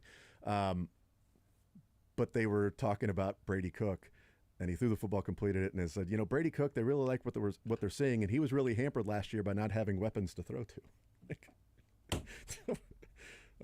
Okay, thank you for the talking point that you were probably given by somebody. But, yeah, he had no weapons to throw to last year at Mizzou. Luther Burden, Theo Weiss. Yeah, no weapons whatsoever. No, if you want to say some of the play calling was confusing, I will acquiesce. I will agree. With that. I would agree with that. But also, like, he had weapons to throw to. It's just those deep passes he didn't hit, Luther Burden often enough on those. He had Burden and Weiss and Johnson that were pretty decent playmakers. And our Mimbu, Yes. protecting. Yeah, right. I just thought that was funny. It's like, well, he's hampered by a lack of, guys around him to really help him run the offense. Yeah, totally lacking with that, especially the year before with the leading rusher in the SEC. Cody Trill, yeah, it's tough. Doing that too. We'll take a timeout. We'll come back, continue rolling more zone next.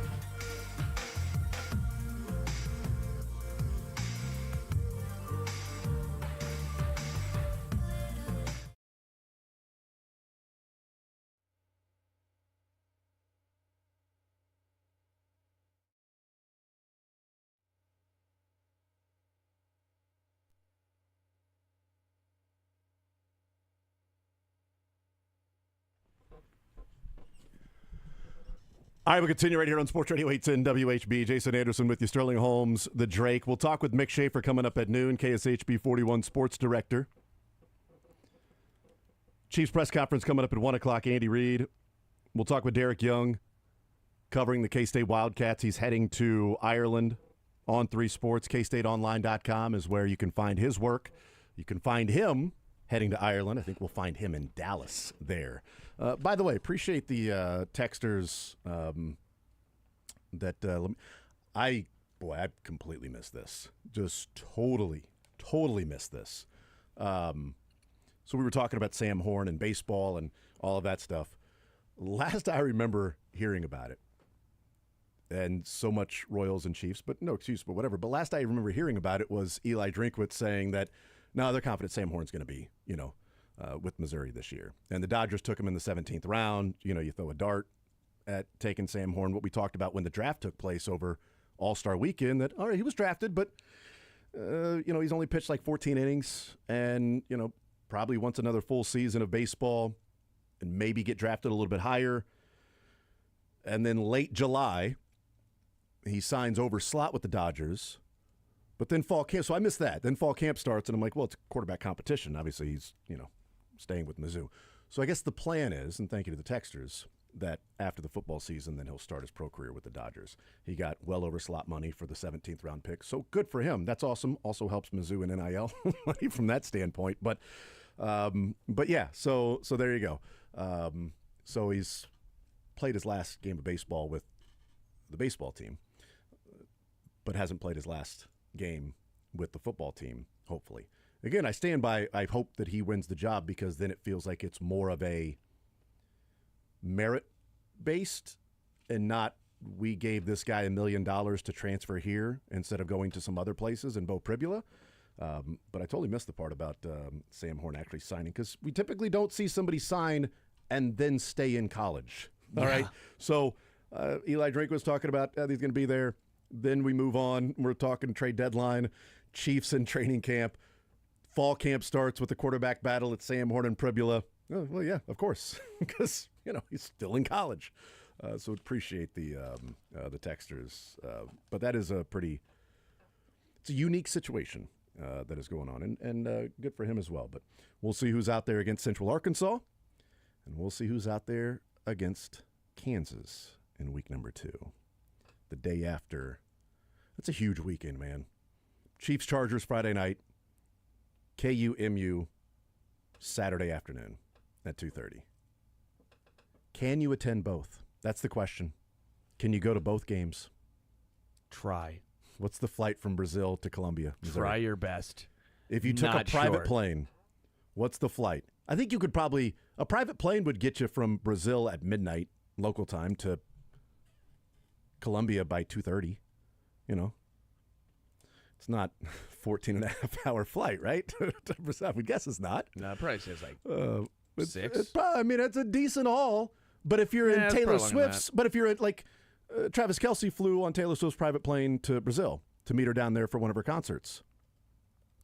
So how long is that flight? Can you attend both? That's what I want to know. Are you going to attend both? Okay. Sterling. Oh, that's connecting flights.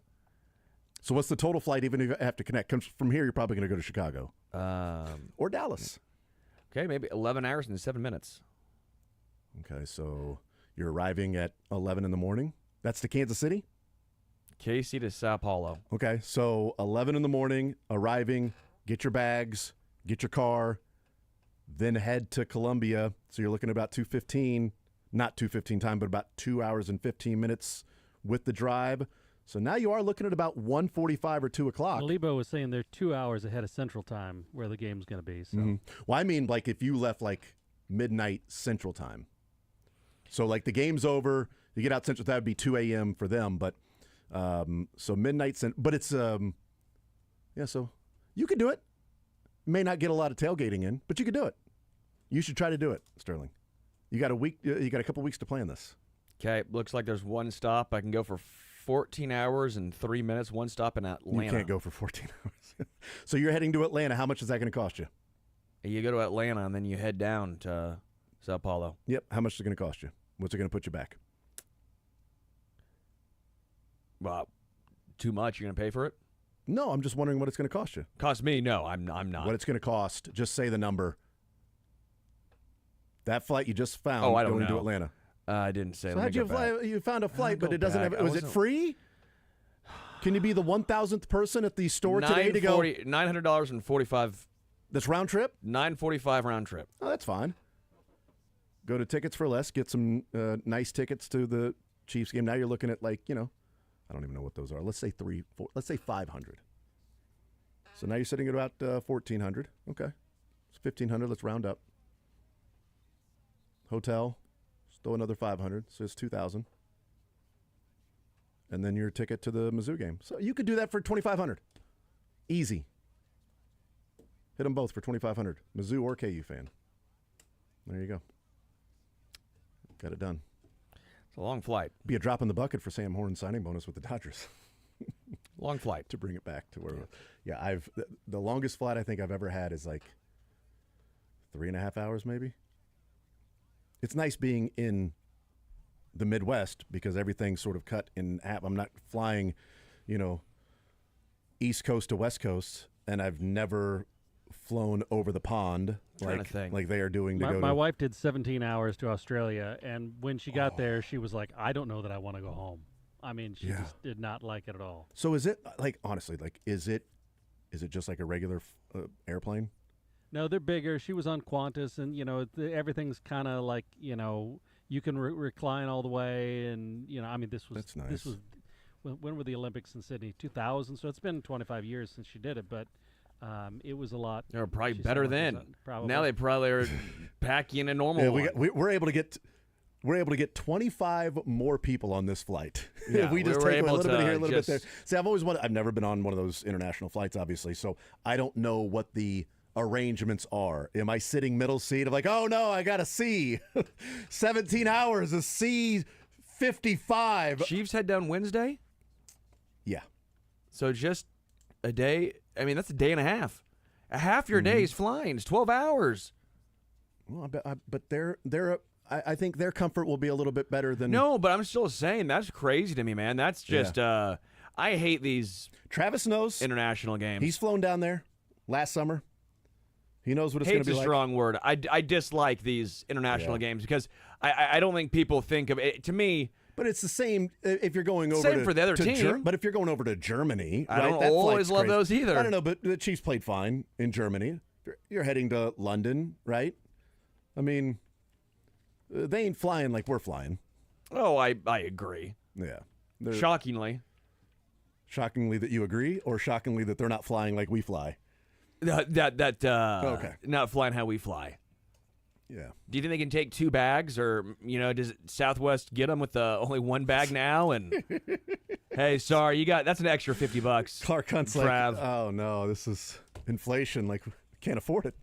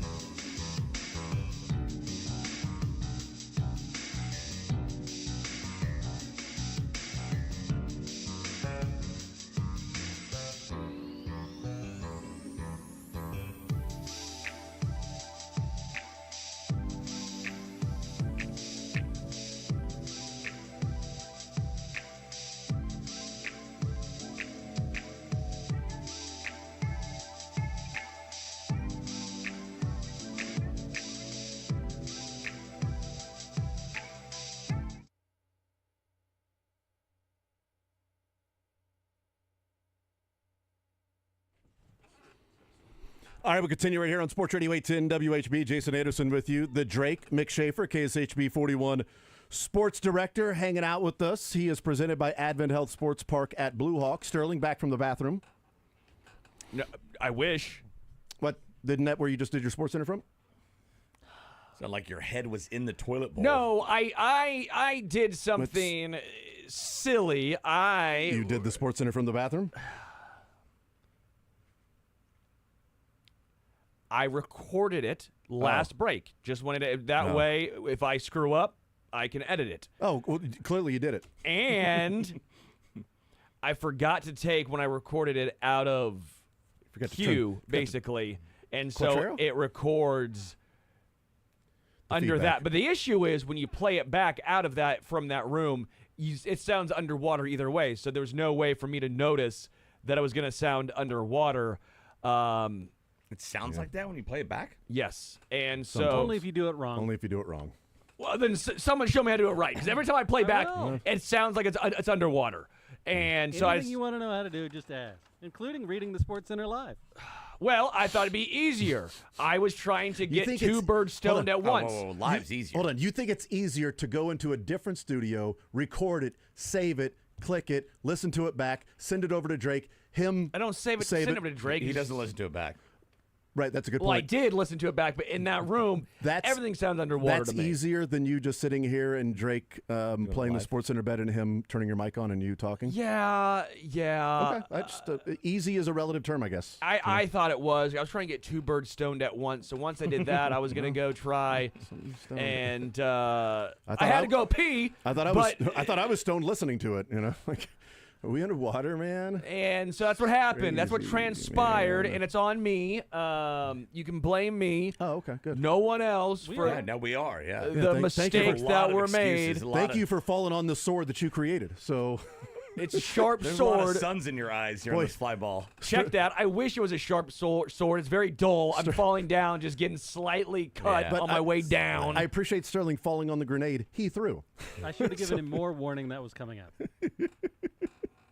Well, you what, the recorded hour another was it one. good That's enough? No, supposed to air okay, it's again. not my 4 fault hours. because first Not hour my I'm trying to fault. podcast. He just did. He's not. No one gives a hoot about any of this, by the So way. he's But not- the first hour, I No, was he's trying not to anymore. podcast. I thought you fell on the sword. And Drake forgot to put all the sound bites in so to go individually. Oh, wow. And so the That sounds like podcast such hard process is work. taking a lot longer. There are people outside working on the roads that are like, "Oh man, I can't imagine how hard that was." I for said Sterling no to do. one cares. I care. I take that back. One person cares. So you're This back. It's guy. not your fault now. We got to Remember- find It's it. still my fault, hey, but hey Drake, what's that bus feel like you're under? It's fine. So like, it's all my fault. I take full responsibility that it was messed up because Drake really, no, it's didn't not do his Drake's job. fault. Could have made it easier on the old boy. Is that right? And Is that right? yes. Wow. And so I'm just sitting here. See what happens I when- take when- 70% of the blame. 6'7", 6'7". 70% of the blame. I'll go 75. Is that the critic score? Or is that the Yeah, the the fan audience critics. score? The audience is 99. The critics in here, it's 100%. Yeah, the audience gave it a perfect score, 100. Yeah, great. Oddly enough. So next time I'll make sure I don't put it in queue so I get the feedback. Yeah, stop blaming haven't Q. done that Stop blaming Q for before. everything. And I have- They're winning again. Stop putting it all on Q. I have to imagine there's a way to listen to it back without it sounding bad. If I There have is. to bring my headphones in there and it Yes. becomes an ordeal. Well, I've never done that before. I've never once forgot. Normally, I You've just, never listened back, have you? No. Never left the queue on, and so that was my my first time, and First mistake ever. not ever, but maybe second In a while. Yeah. Yeah, it must be tough not having interns around that you got to do your job. The podcast part. No, the podcast I part. don't They remember them You gotta ever do sounding like your that. job. because they didn't do it. They didn't do the Oh, they did. Sports Centers? No, but they podcasted, which saved time. Yeah. You get what I'm saying? No. Imagine me. Great hat, by the way. Being Slick like, Mick. I just saw that. You know, super quick. Are you I miss. super The quick, interns. Mick? The interns used to host for 4 hours, and it was so nice. And then now that they're gone, like, yeah, I'm hosting, but yeah, this the soundbite was wrong, and it's everybody else's fault for the soundbite being wrong. If I had the interns here just to host and do the job that I was paid to do, I said it's on me for not taking it out of queue. It's not in the past; it's about the future. Will we get a new version by the You'll next time get it a new airs? version. We'll learn. Okay, We'll grow. just as long as you don't make the same I will mistake not. twice. Well, that's the first time I've made that specific mistake, so I Okay. will not make that one Great. twice. So next time, There you go. I give you the Sterling Holmes guarantee that Sterling will stamp. not sound underwater next time Sterling we stamp. do the Sports Center. So that's the Sterling stamp. That's the Sterling Holmes guarantee. You can take that to wherever you want it, and it's good as an IOU. It's also a guarantee you'll have some fun at Advent Health Sports Park at Blue Hawk. Experience world-class sports facilities, including an ice rink, turf field, and state-of-the-art courts, arcade games, laser tag, bowling, and sports simulators, and a bar and grill. Advent Health Sports Park at Blue Hawk, where sports and entertainment collide. Thank you, Mick Schaefer, for hanging out with us here in the noon hour. Because Andy Reid, we got a Fast Friday coming up in the 1 o'clock hour. And Derek Young on 3 Sports and K-State Online is in Dallas. He's got a hangover or a layover, one of the two. I'm not sure. He might have both. Yeah. In Dallas, getting ready. He's on his way to Ireland to cover K-State. And so his time that he was available was about 1:20, He's a K-Stater. He's got a flyover, layover, hangover, basically, because he's just drinking. enjoy it's good to yourself, hear that man. I'm like 5th or 6th on the list, and I can accommodate the better performers in this show. Mick goes, I have a haircut. I switched it. He switched it. Yeah, I was like, Mick, can you It please wasn't change noon. your haircut? Now it's at 1:30. Thank you. Thank you. I'll be honest with you, Mick. I'm not even 6th. No, the other things were hinging on you being able to move to noon. Oh, okay, good. So Yeah, Show without saver. without There you you, go. the show's Do you want me to do the Sports Centers too? done. While I'm saving the Please? show? Can you? Can you take it at a queue? I probably could. Are you fine with Royals fans no longer taking it out on Q? Yes, they're playing because and they're winning. What a great moves in the bullpen because the guys are coming through What was and they're winning games. Who was it? Well, who was it 2 nights ago? They ended up winning. I was like, it was a Waka, I want They to took say. Waka I'm like, out. oh, you're taking him out earlier. Brought in Zerpa. Yes, they did, and Zerpa got out of it. I'm like, Yep. oh, I don't like this still. Zerpa has been good recently. Yeah. I He'll will. hit a stretch where he's So that not means going to be. I'll see how much smarter Quatrero is now. Well, I don't think there was a. If that's the case, I don't think there was a bad move because I think leaving Waka in that game would have still resulted in a win. I was like, oh, you're still doing it, aren't you? But we kissed and made up. I hosted the awards on Thursday. And talked to Yes, that's right. How was He it? doesn't- The kiss. It was great. It was Gentle. awesome. It was Firm. Yes. You know, It was it's like like the you had a French plan. do, right? You had a plan. It was well thought out. Sides of the cheeks. No, I thought the French kissed differently. I'm so excited now. I'm like old curmudgeon, but like watching Bobby hit that bomb last night, dude. hitting 100, and like seeing him with those names, I'm like, for so long, you guys have been in this town longer, or as long as I have, longer. And for how many years did we say, man, that team got up the league and just be great from the get-go? Royals, they draft high every year. They never have this guy that can just burst on the scene. And now we have the greatest start to an NFL quarterback career we've ever seen, right? And one of the greatest starts to a Major League Baseball career, a guy in the upper echelon in that tier, in that class, too. So it just got me excited. It got me really, really happy last night. Go ahead, Stern. I feel the same way. I mean, you feel like a kid almost. You're just like, it It's feels about time. or like it feels almost like 14, 15, again, maybe 14.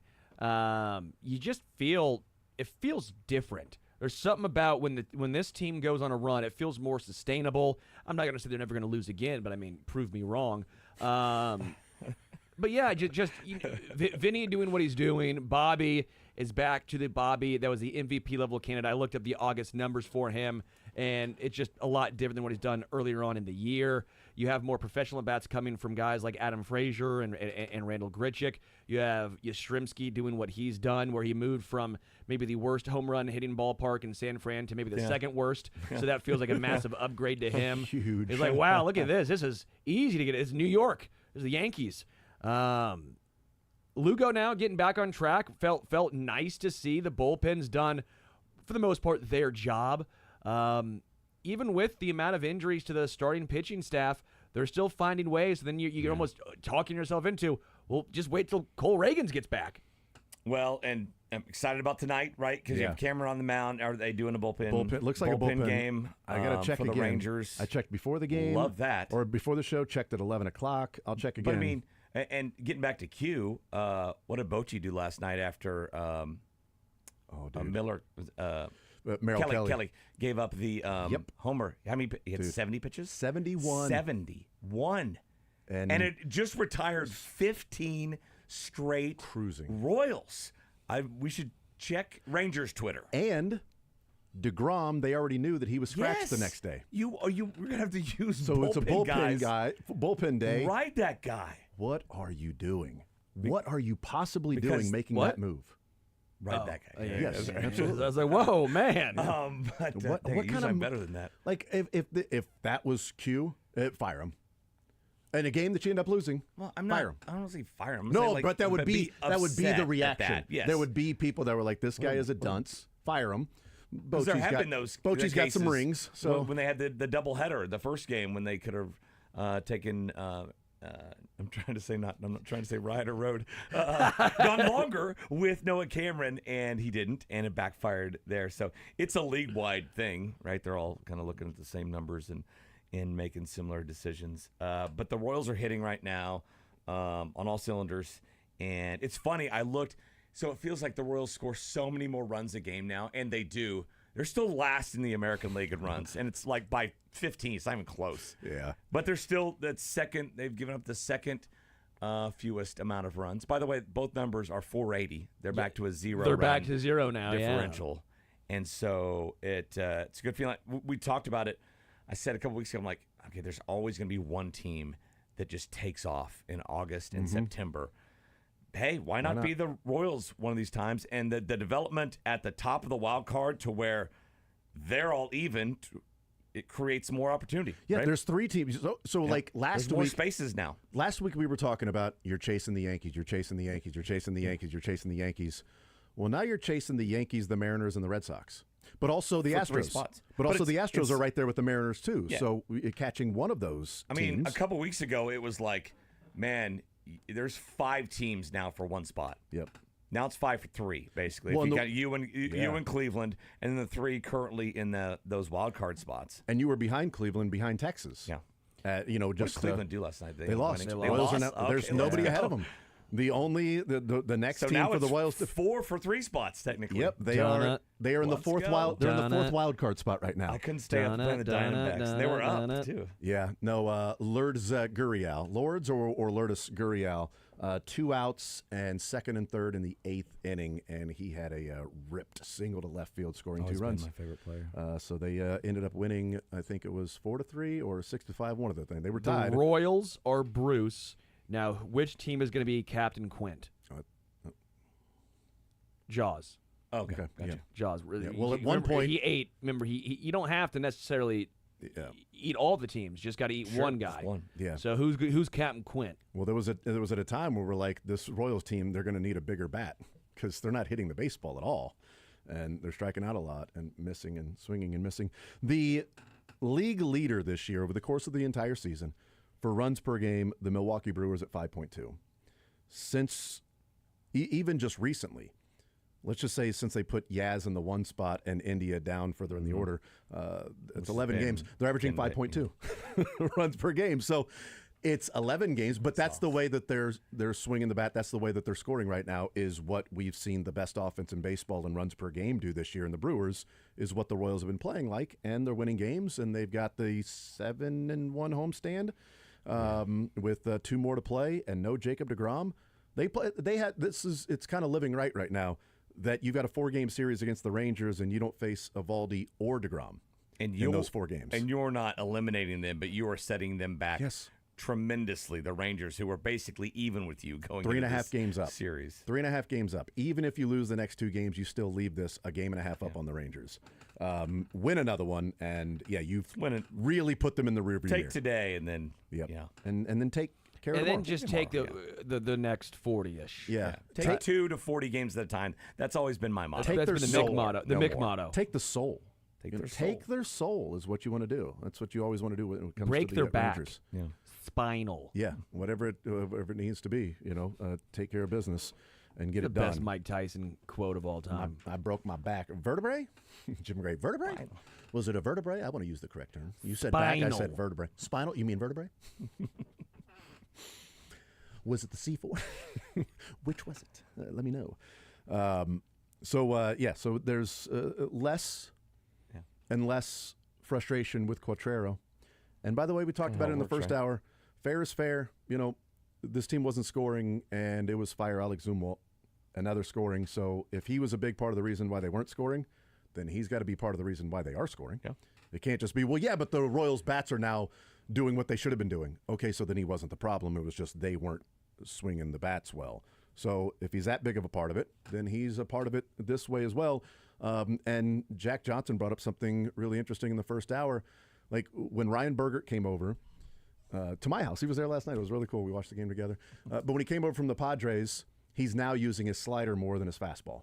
And hey, the last 2 starts, he's got 15 strikeouts and 3 walks for Bergert. It's like, wow, Sweeney, Bove, look at that. They've got him. They saw what he did well. And he said Yastrzemski was batting 100 against fastballs when he came over here. He's now batting 280 against fastballs. So did Alex Zumwalt see something with Yastrzemski, work with them, find something there as why fastballs he wasn't squaring them up and driving them? I don't know, but if that was a pitcher, we'd be talking about Sweeney and Bove. Look what he did when they got over here, and look how he's changed this, and now he's this type of hitter/pitcher that he wasn't before, and this is why he's swinging the bat so well or pitching so well.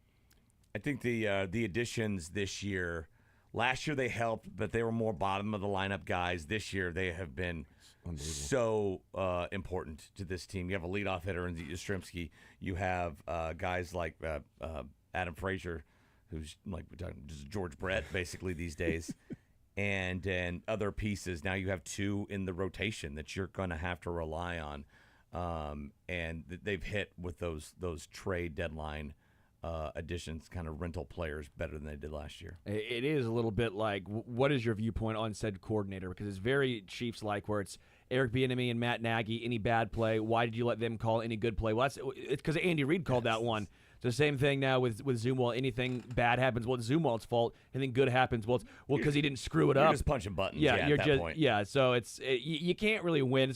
It comes with the territory. You're getting compensated fairly well to do that gig, but yeah, it's a hitting coach to an extent is a fairly lose-lose situation there. Yeah, and you know, it's like Matt Nagy. He calls the bad plays.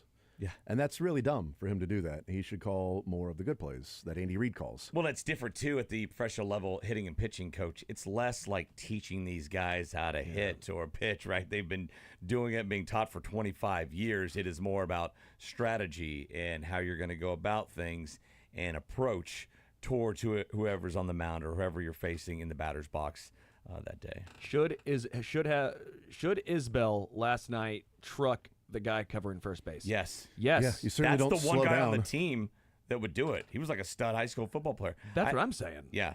And then I don't know. There's so many dumb things about baseball that they're never going to change because it was this way in 1910, and one of them is the base paths and just how it's a fine line between runner interference or fielder interference. And hey, you can't run inside the baseline. Oh, okay, so you put the bases outside the baseline? No, it's inside the baseline. Well, how are we going to know if it's fair or foul if half of the base is in foul territory and half is in fair territory? We need it to be in fair territory. We have marked a lane for the runners to run. Yeah. Right? It's a lane right there. It's even marked in chalk. Yeah. They just have to look at that and run that way. And like blocking the bag at second is obstruction, although they never call it, right? That's the one thing that's going to get Q tossed out of any game. It's always arguing that call. But, I mean, it's a similar deal at first where he's on the bag that's causing Isbell to slow up. We don't call that obstruction. What's the deal there? I feel like they need to do, which we all hated, but do what the NFL did with the catch rule and just define it, right? Just make it black and white and not make it this judgment call that never gets called. I just wanted to see Isbell truck somebody, yeah. If there's any guy who has the physicality on this team, and that wasn't the first base. That wasn't the big old first base. The second pitcher, baseman there, right? yeah, whatever it was. It was and I'm like, Isbell, you could take this guy. Oh, absolutely. Isbell, Not Isabel. Isbell. Because he's also got the momentum. He's running down. That guy's He runs nonstop into walls. Yeah, that's what I'm saying. That guy is a psycho. That wall's not moving. No. I promise you, that wall ain't going to give No. the way that. If you saw Isbell, second I baseman think is. you could say that guy might be an MMA fighter. Absolutely. Like You I know feel what? like Yeah. he has a little MMA fight action to him. or a leprechaun. Yeah. I one ain't of the fighting two. that leprechaun. Get I wouldn't Lefevre either. talking about him because he's from a rival high school of Lefevre's back in California. I think Ryan's a good athlete, played everything, and I guess the high school is known for their football team and all they do. He's like, I have nightmares about playing that high school football team, and Isbell played for it. So yeah, there's no surprise that he comes out of like every series with a black eye or whatever. We'll take a timeout. We'll come back. Let's play some Rotten Tomatoes coming up next.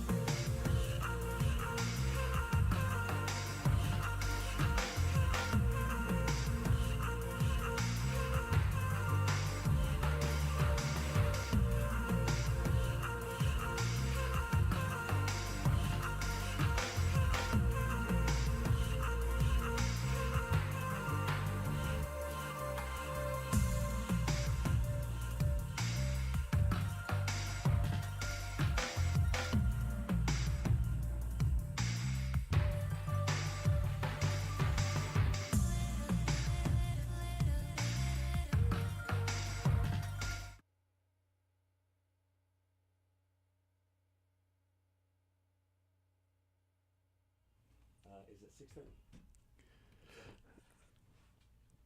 I love the music. This is great.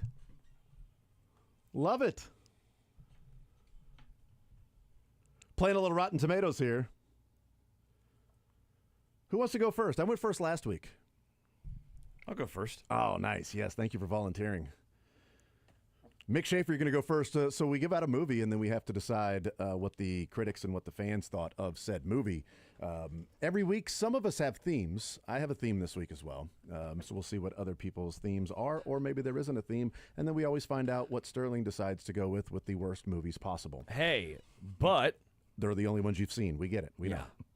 But in my defense, those are the only movies I watch. in fairness, Flubber is a classic. In fairness, White Chicks was hilarious. I mean, come on. If we're being honest with each other, that was a good movie. I thought we were being honest with each other. Pootie Tang is Yes. a classic. I don't think you understand the word honest. And what were you? The Clumps, right? You did that one. That was the Clumps, yeah. That's right. You're like Eddie Murphy. I'm a huge Let Eddie me tell Murphy you, all fan. these great Eddie Murphy movies. All right, Mick, what's your first one? All right, so I've got a theme as well. Week 0 theme here. I'm gonna do 0 Dark 30. Okay, so that was my theme as well, so I know exactly what this movie is. I'll be honest. Are you doing this one? I'll do a different one. I then. was doing this one as well, but then you already know it, though. No. So Okay, both we're picked different movies. Yeah, we're both. Yeah. Oh God. I heard that. That Yeah, sounded. that actually sounded bone on bad. brand. You hit your knee. That was Mick's I will knee go to on my the next granite one then. table. Wow. I Yeah, will go to- do. Let me. it's going to be it's not the funny same if you thing. come with the same one. When an asteroid threatens to collide with Earth, NASA honcho Dan Truman determines the only way to stop it is to drill into its surface and detonate a nuclear bomb. Armageddon for Farmageddon. Oh, I this love week. that. That was great. Nice, Yes. yeah. That's Armageddon. awesome. Well done. What do the critics think, Jason? I think the critics went 67%. Okay, because you were close to what I was going to say. I had 62 in my head for some Okay. reason. 62. Ooh, I'll take 40. 43 Oh, is the winner. Drake, Nice well job done. there. Drake all Drake, over that the- one. He's all over Armageddon. He is ready to go. Did you have that one? he's You a just planner. went just far enough off so that way we wouldn't get. Mm-hmm. No, Something like no. that. No, I have a different theme. Okay. So can I use 0 Dark 30? Or you already know it, so we can't use. sure. Okay. We still have to do we have to do the audience now. Oh, duh. Jeez Louise, my Yeah, bad. there we go. Sterling, you're first up. My apologies. 62%. Yeah, it was a hit movie. People liked it. Had that bad Aerosmith song. Mm-hmm. Which bad Aerosmith song? Great Aerosmith song. And Aerosmith's daughter. What song was it? Don't want to close my Eyes. Yeah. It's I'll a great say, song. 72. And I don't. 75. winner, 73. Oh, darn it. Well done. I was going Somebody knows 75. his Armageddon. Well done. I That was a going great 75. Aerosmith song, by the way. You're wrong. Okay. I'll take Drake's word on this one. Jaded. Also a underrated. That one and Just Push Play. That song. That album. They didn't Good do a lot song. of great stuff after about 1990. No, I get it. Uncle Salty, great song. My Big 10-inch record, great song. First album, Toys in the Attic, best album. It's not a record. All right, my movie, Private Investigator Daryl Zero, Bill Pullman, is one of the finest sleuths in the world, but also one of the most eccentric. A recluse prone to odd behavior, Daryl utilizes his assistant, Steve Arlo, Ben Stiller, as his face to see clients. When businessman Gregory Stark, Ryan O'Neal, falls victim to a blackmail plot, he employs Daryl to find the culprit. Daryl starts to home in on Gloria Sullivan, Kim Dickens, as a suspect, but he also finds her attractive, which complicates the case. This is Zero Effect. Never heard of it. Okay. I couldn't find another Zero movie It's that I the only heard one of I either. found. That's right. Zero Dark 30 was obvious, and then I'm like, You I said had to Ben really. Stiller? Yes, and Bill Pullman. Never heard of it. 52%. I hadn't either. Did it make 0 at the box office? I don't think it probably 52. made a lot of money. Wow. 60. I'll do 49. Drake's on fire, 66. Wow. Drake, you are on an absolute heater, dude. Peter Drake. What did the fans think of Zero Effect? I don't think any of them saw it. What about the fans that saw it? You know what? This has over 5,000 ratings on the fans. That is tiny. No one's like 100,000. Not normally. There's a lot of movies that aren't 5,000 ratings. So it sounds like only the people that would be interested in it saw it, so they would probably enjoy it. I'll say 75. That winner, 76. Jeez, Dude. Drake is happening? on freaking fire. He This has is so many computer screens. He has out back there, 9 we have no computers idea. back this there. is unbelievable. This is awesome. He listened to it back. Never is had what a he did. sweep. I'm kind of Yes. pulling for that now. I know, right? Kind of feel like I should just feed him the answers just for the novelty of the whole thing. I'm trying to see what this thing may have made in I think the theaters. Was he 1 off on both of those? Yeah. He was 3 off and 1 off on mine. So he's 6. Total of 6 percentage points off. In 4 guesses. He's up 4-0. All right. What about your first movie, Sterling? Megs we can't see. In honor of Mick doing noon instead of 1, we're doing movies that have noon in it. Oh, I like it. First one. Love this movie. Bumbling Chan Wang, Jackie Chan, works as an imperial guard in the Forbidden City of China. When someone's taken hostage, pursues the captors in a wild frontier land of Nevada. Shanghai Noon. Yeah. I don't know. I saw it once. I like don't remember Shanghai much about Noon. What do the critics think about Shanghai Noon? Drake? Remember when in I think it was Lee Summit we had a Shanghai boy? Oh yeah, it was a Shanghai. Seriously? Oh yeah, So dude. it's If you not- don't remember Shanghai Boy, that's a deep cut. It's gone now, I think. But, Oh bummer, I forgot about yeah. Shanghai Boy. Critics. 50. I'll go a little bit higher and say 59.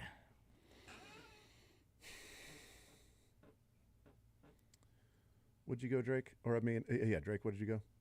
50. I'll go 62. 80. Critics liked Shanghai Noon. Really? Yeah. We all should have gone right around Drake. Just I to, know, like, right? catch But him he in was his so runoff. off. Yeah, 30% off. He was first one. You idiot. Now he's at 36. That's a rough one. Yes. Okay. Somebody else is on the board. We aren't going to have a sweep now. That's unfortunate. We start with Mick. Shanghai Noon. Critics were what? 80%. I don't think the fans were that high. I'll go 71. I'll go 87. 75. 65. go, I'm Natty. surprised. I'm surprised the critics liked I it would've that much. thought the- It would have been Yeah. opposite. Yeah. That's why. Yeah. Well, nice job, Mick. Well Shanghai done. Noon. Welcome to Noon. Yes. Drake, your I first love movie. Nooners. All right, with the Rangers in town, There you go. Nice. I thought I would do the better theme. Lone Ranger. I thought I'd do man. the one that came out in 2013 and the one that came out when I was a kid in I was gonna say, 1981. You know, you can pick movies that I know. came out after the year I know, 2000. but there are no ratings for the 1981 Lone Ranger, even though I remember seeing it in theaters. So I saw it. So the 2013 Lone Ranger in 1933, a boy discovers an ancient Native American in a sideshow carnival tent. It's Tonto, Johnny Depp, the old companion of John Reed, Army Hammer, a lawman more famously known as the Lone Ranger.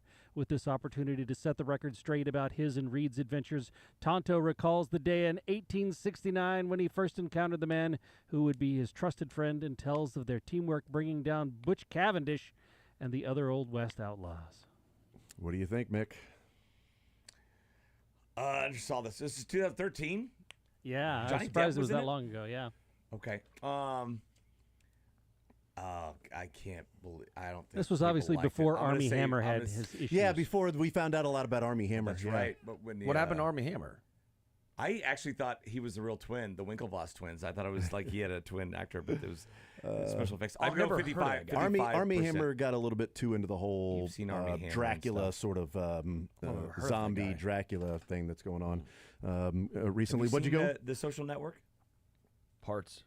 Okay, 55%. He's the kind of the two twins that row the boat. I It's him. think this. I don't remember correctly, but I could be totally wrong. I thought this was widely panned. I'm going to go 40. I just know you don't pull the mask of the Lone Ranger because do it. you don't do it because Jim Croce taught me that. 37. 31. Dang it! Nice, yeah. I shouldn't have said that. I remember was thought this was widely widely panned. panned. I should have been like, Should've I'm said going 40. way too low here, way too low. 40.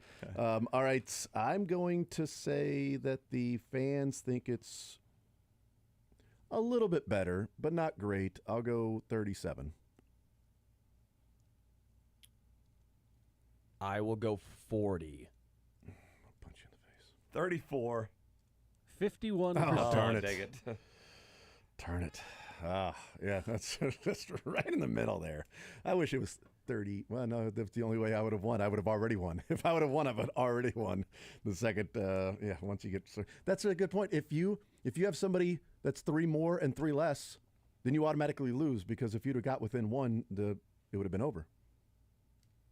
That's some do that. Some don't. We just figured that out. Some keep playing. Just maybe other people. Some keep playing for the, the sport of it. The sport of it. Yeah. Mick, what's your second movie, Sporty? All right, second one. A high school student finds herself face to face with her long-term crush when she signs up to run a rival kissing booth at a spring carnival. In honor of Week 0 and opening a new stadium, we're doing The Kissing Booth. Oh, okay. I like that one. There we go. I never saw it, never heard of it. I'm going to say that this was a 27%. What year was this? This was 2018. Molly Ringwald was in it, but as an old. I was going to say Molly Ringwald. Not was as like 16 Candles age. So the rest of the Brat Pack making a comeback? I'll go 33. Okay. What did Jason say? 27. I'm going to go 40. 17%. Yes, all right. I got a point there. All That right. sounds bad. Yeah. All right. So what did the fans think about it? Did it sound bad to the was fans? it a cult classic? 7 years ago, it was a cult classic, yet none of us have heard of it. I'll go back to 33%. I'll say 40. 30. 56%. So it kind of was. They Kind made of 4 of them, I guess. There's 4 kissing I booths? think so, yes. Wow, how do you decide which one you want to go to? Which booth do you want? I know, right? I guess you can just peruse the inventory before you go and make a decision. That's cool, though. That's nice They of made them. 3 of them. Then there's a rumor for the 4th. Feels like 3 too many, huh? The Kissing Booth 3 was 2021. So this is going to be a stretch to keep the theme because Zero Dark 30 was thrown out. We joked about in a couple of years we're actually going to have the -1 week and then week 0. So I found a movie called The Minus Man. Aimless Van Sergert, Owen Wilson, takes a bizarre turn in life and becomes a serial killer, tracking down the miserable, the self-destructive, and those who otherwise seem willing to die. His first victim is wretched junkie Casper, Sheryl Crow. After disposing of her body, Seegert rents a room from turbulent couple Jane and Doug Derwin, Mercedes Rule, and Brian Cox. Wow. From there, Seegert plots his murders, gets work at the post office, and falls deeper and deeper into a psychotic haze. This came out in 1999. Sounds interesting, actually. Right? That cast. I didn't know Sheryl Crow did film work. Yeah, she was a junkie named Casper. Wow. Well, And Brian Cox was in it. I like Sheryl Crow, so for that alone, I have to go high. 84%. I'll say 70. No chance it's that high. I'll go 50 and hope I'm in within 25%. 60. Okay, so I got 60, it. but Mick still wins. I almost went too low. 60% Wait. for the Minus Man. He went 70. 5. And he went 50. Think about it. Oh, I think he And went it was 40. 60. My fault. Okay, Nope, yeah, nope, it yep, is. that's Bad right. at math. Yep, no, you're fine. It's all good. Drake, we start with you on this one. What did the fans think of The Minus Man that I just I found out 5 minutes ago? There's a movie called The Minus Man with this cast. 52. Okay. 38. 70. That's a tie. It's 45. It is a tie. 7-7. Chop that point in half. So a half. So Drake has 5.5, and Mick has 2.5. It's the half a win, like we were talking about with Wish Baseball. Had. Sterling and I both have 2. Mick has 2.5. Love it. There you go. So there you go. The Minus Man, 60 and 45 in 1999. Interesting cast. I may watch it. I don't know. Now I want to watch it too. That sounds Right. kind of interesting. Is there a book? Yeah, it's coming out in paperback next week. Look so at you the gotta be pumped Minus about it. Man. Got to be pumped about that. Yeah, The Minus Man is based on the Stephen King novel. What's your second movie? All right. Sorry, I just wanted to see if there's a good book about it, maybe.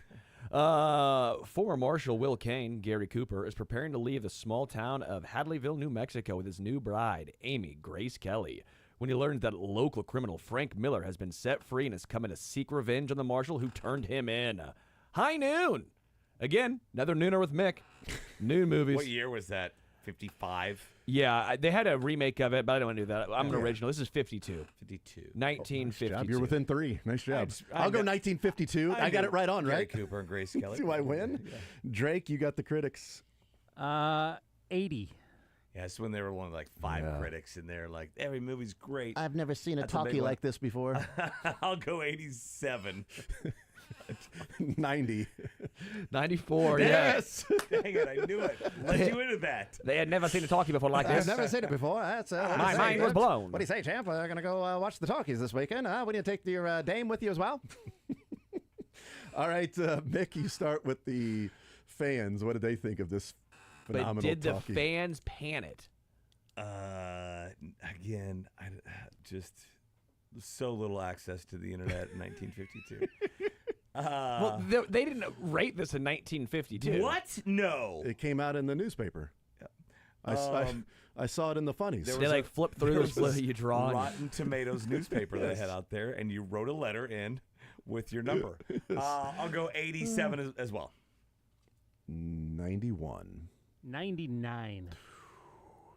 89. Split that point, boys. Again? Oh, wow, Let's again, go. yes. How about that? Now Mick has a full 3. Back to it.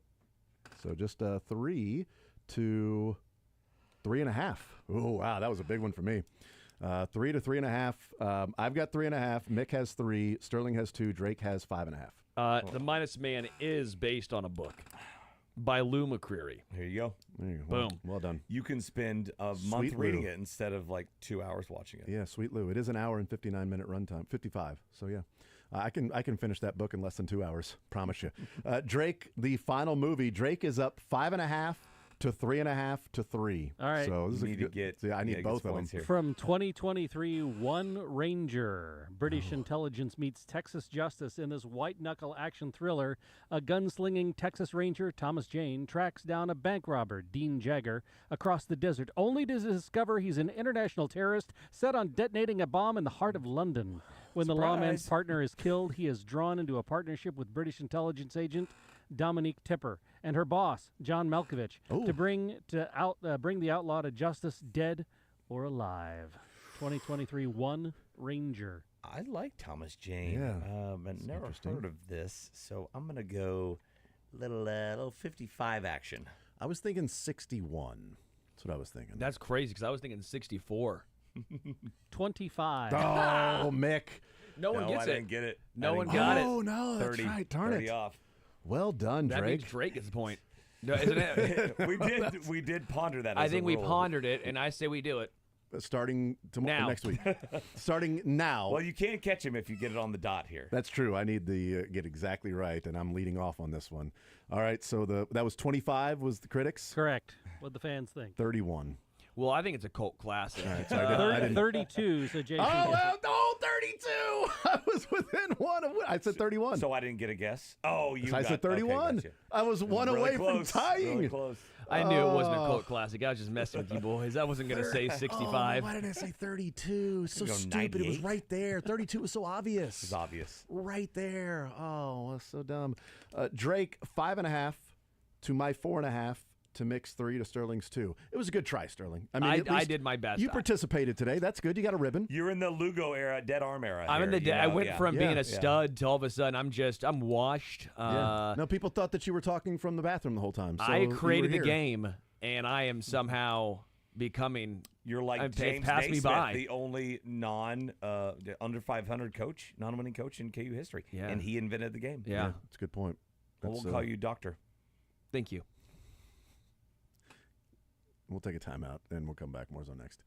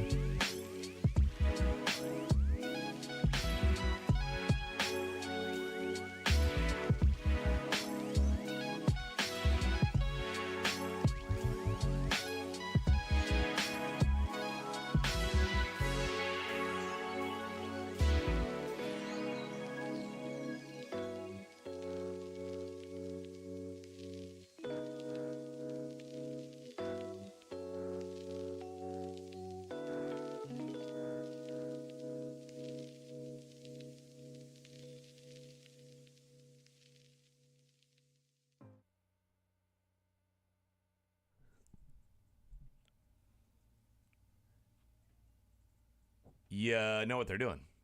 What are they The doing? Rangers. Well, I was going to say, It's what Eli Drinkwitz's I doing. swear to you, I was going to It's say, the what do we same find number. out first? Who's starting for Mizzou or who's starting for the Competitive Rangers? advantage. Why would you tell Q and the Royals who's going to pitch for you today? I just looked and said right before we came back from break, I'm like, Rangers still haven't named a starter. So we're coming back, and Mick's like, hold on. I'm like, okay, yeah, but I'm just going to go with who's well done. They Right there. listed Sterling, how's your food? They listed 7 bullpen great. names Blind box with potato or salad. between all of them. That's right. Milner or Garcia or all the way down to the bullpen and Eli Drinkwitz. Here's my thing on the quarterback thing. I get it. Maybe not for Central Arkansas, but I get the competitive advantage thing. But why just stop at quarterback? Why are you saying who your left tackle is going to be? Why is your free safety listed? Who's starting there? Wasn't there a coach that listed every single player as or I'm sure on their depth chart? I got to go find and that. it's not like it's. Was it Saban? I don't know. I'm sure NFL and professional leagues have rules like they have for injuries and stuff. You've got Maybe to list Lane Kiffin, actually. Maybe you have to list a depth chart, but I don't think you do for college. They just do it, and some don't want to do it. It's fun.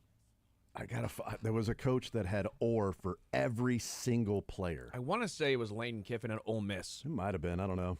Feels like something he would do, it's right? something That he would do. feels like it's something he would do. It was like, really? We're doing. This is what we're doing now. this? Yeah. We're really doing this. Okay. But look, you could prepare for one left guard, and he could have different tendencies than the backup left guard. So why give that info out? Yeah. I think part of it is you almost need to now with betting. People want to know which quarterback they're betting on. Well, they're going to start doing the injury report in college now. Yeah. So, we got that. You'll be here on Friday, right? As far as you know. Yes, I'll be here. Let's All go. right. I was going to ask you about K-State and Iowa State, but I'll ask you Friday. Friday. I'll ask you Friday. Farmageddon. Farmageddon. I had a little bit of Farmageddon.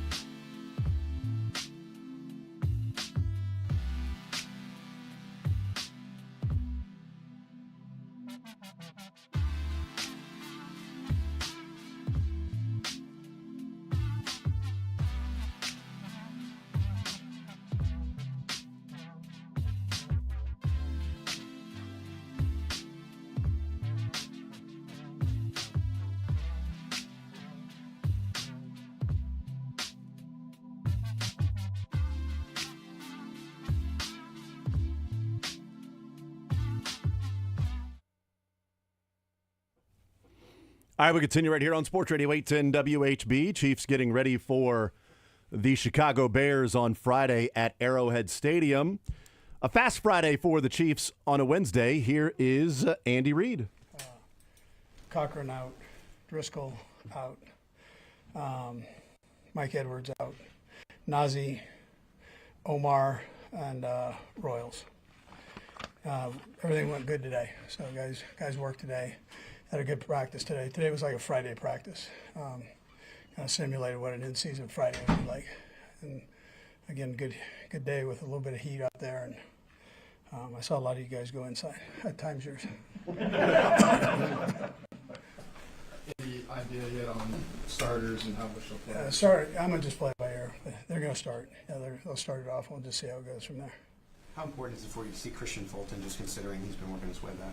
Yeah, we'll see how that rolls with him and see how he feels and go from there. So yeah.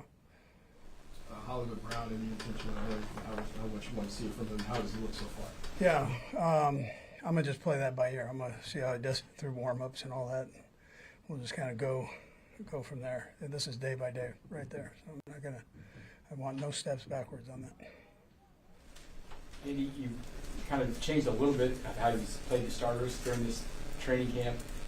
What's gone into that, and kind of as you've gone through these 3 games instead of 4? Yeah, there's just a little bit longer wait, here at in between this game and the next game.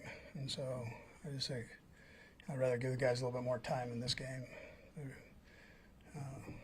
So the timing keeps a little closer to when we get to our game, in-season game. You've got a big day up for a lot of these kids who are on the roster cut down days on Tuesday. What's your message to them as they approach this 3rd preseason game? Yeah, so everybody can't make the team. They know that. I tell them that day one. Just make our job hard. So make it hard for Veach and his crew and the coaches to get rid of them. So,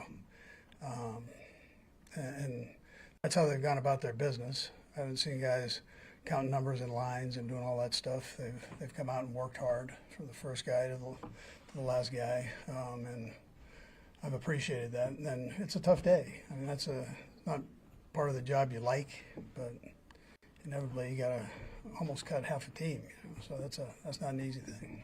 Is it easier or harder to do it all at once like this, or the way it used to be? Yeah, I think it's okay. Yeah, I think it's okay. I think it gives guys maybe a better opportunity to go on, especially the way these practice squads are set up now. You got a lot of numbers there that you can work with, so you get another look potentially at the guys and through practice there. So I think it's a good thing. See what their attitudes are, especially if they know they're right on that border. See how they handle all that. Coach, it looked like there had been practice might have been getting on the guys a little bit. Is there, especially with these afternoon practice back at home, there's just a little bit of everybody getting drained and trying to push through camp still? Yeah, so we've had 2 great days, and so the 3rd day, I just want to make sure they push through it. So they end up doing it. It was a hot one out there today, and a little encouragement always helps. Thanks, Coach. All right, good. Thank you. All right, there's Andy Reid, and the starters, they'll start. He'll play it by ear. Cochran, Driscoll, Nazi Johnson, Omar, Norman Lott, Jalen Royals all out. That means Christian Fulton is playing. Yeah. But 2 rookies are out in Omar, Norman Lott, and Jalen Royals. Here is Leo Chanel. All right. Well, Leo, first kind of a little bit off, but we saw your little cameo in the Kingdom there with the Kelsey uniform. How much have you just treasured that over the years, and how much have you guys become more friends because we've seen you talk about cheese curds and everything you've been doing? Yeah, man, he's a special dude. When you talk about the greats, but also being a great person, it's an honor even being his teammate, and to call him a friend is pretty cool too. And then having that memory that I'll share with my family, for generations to come is huge, and something I'll always look back and smile on. For sure. Yeah, you're friends with him, you're teammates with him. Is there still like a celebrity feeling to him though? Is that something you recognize? I mean, yeah, I obviously recognize it, but you're around guys so long, like it's just like it becomes, he's Trav, he's a dude. So nobody's stargaze or whatever the word is, but he's just a good dude and good dude to be around. These are preseason games, but do you want to show out a little bit better this week than in Seattle? Oh yeah, the whole team felt it. Coaches, players, all of us are pretty upset with ourselves following that game, and the best we can do is remember how we felt after that game and prepare ourselves best we can here and have some good momentum going forward. How does Steve Spagnuolo handle? I know he's a coach that's loved by the players. How does he handle a situation like that, just to make sure you guys get the message across? It's doing our best we can to kind of replicate in season kind of week. Because obviously we're going to be ready no matter what in season, especially. So just making sure all guys are doing their routine. We're practicing the way we want to practice. So it's nothing too out of the box, out of the ordinary. It's just making sure we're all on the same page. We can't think of it as a preseason game. We got to think of it as a game. Whenever we step on the field, we're going to compete. Andy mentioned energy sometimes in previous practices, just about how you bring the energy, especially setting after the Seattle game. Is that something you guys have emphasized this week, that even though it is a preseason game, you don't want to go all the way out, but you still want to bring some energy to this? Right. We're competitors. So, you feel like naturally it come. And I don't feel like anybody's feeling pressured, to bring energy. All of us, kind of bring that naturally. And, I feel like as a team we do a good job of, if we feel things are getting low, a lot of guys, a lot of leaders step up and be kind of pull everybody along. No, let's wake up here and let's get going. These last 3 days have been pretty difficult with the heat and afternoon practices. How hard is it that after all of training camp to come back and still kind of push through these last few days? You got the grueling practices at training camp. It makes these things a lot easier. We're taking a ton more reps during training camp. Bouncing around from drill to drill, on a dot. So it makes these situations a lot easier. It makes games a lot easier. And we're flying around just as fast, but we're just better prepared for it. Better prepared for the heat. In Steve's defense, he likes to add to your plate. What do you see, or how do you see your role maybe expanding maybe this year based on what the training camp has been? I got a decent amount of opportunity last year, and maybe it's some more situations, more and more with regarding the quarterback, spying the quarterback, and I personally need to do a lot better job at getting to the quarterback, when I'm put in those positions, on the edge or whatever, because they trust me, they want me to be out there, but they want to be able to say okay, if we're going to take out an edge rusher that we trust, is he going to do just as good or better? So that's something I've really pushed myself on and taking that into account. What is the practice and work like to try if you are going to rush from the edge? I think this year has been really good, especially during training camp. I've been able to, we go 7-on-7, with the skill guys and the D lines or 1-on-1s. I'll, hit my 7-on-7 reps. Then when the 2s are going, I'll jump down with the 1-on-1s. So I think that's been a big help, just, getting those reps and against those guys where we know it's all right, it's a passing down, I'm blitzing. So to get those extra reps is huge. That was something you were really good at in college. I guess how does it feel to maybe get that roll back in a way? Yeah, I think, looking back to college, it's a lot of my rushes that I succeeded on were in between the tackles. So to get the actual reps off the edge is super helpful. As much as I can get, it's going to be super helpful and continue to learn from, the guys that do it so well in front of me. So it's kind of building and getting more comfortable and, not guessing or making, pre-meditating or whatever my pass rush moves. That's kind of the next step. You're not necessarily an old guy, but you're a veteran. You've been through cut-down days and all that stuff. What sort of advice you have for the young guys who are trying to make this team, and how tough this next 5 days will be on them? Just do your best to keep your routine, because I think it's so easy just to try to overstudy, take too many supplements, on game day, or down that line you go anything, overload yourself and you're going to explode. I feel like the guys we have been doing a good job in terms of their routine and preparedness. I would just say keep doing that, keep being confident, because they're football players that got here for a reason. So you just need to trust that, and trust the coaches that they're putting you out there for a reason. Last one. Thanks, Leo. All right, thank you guys.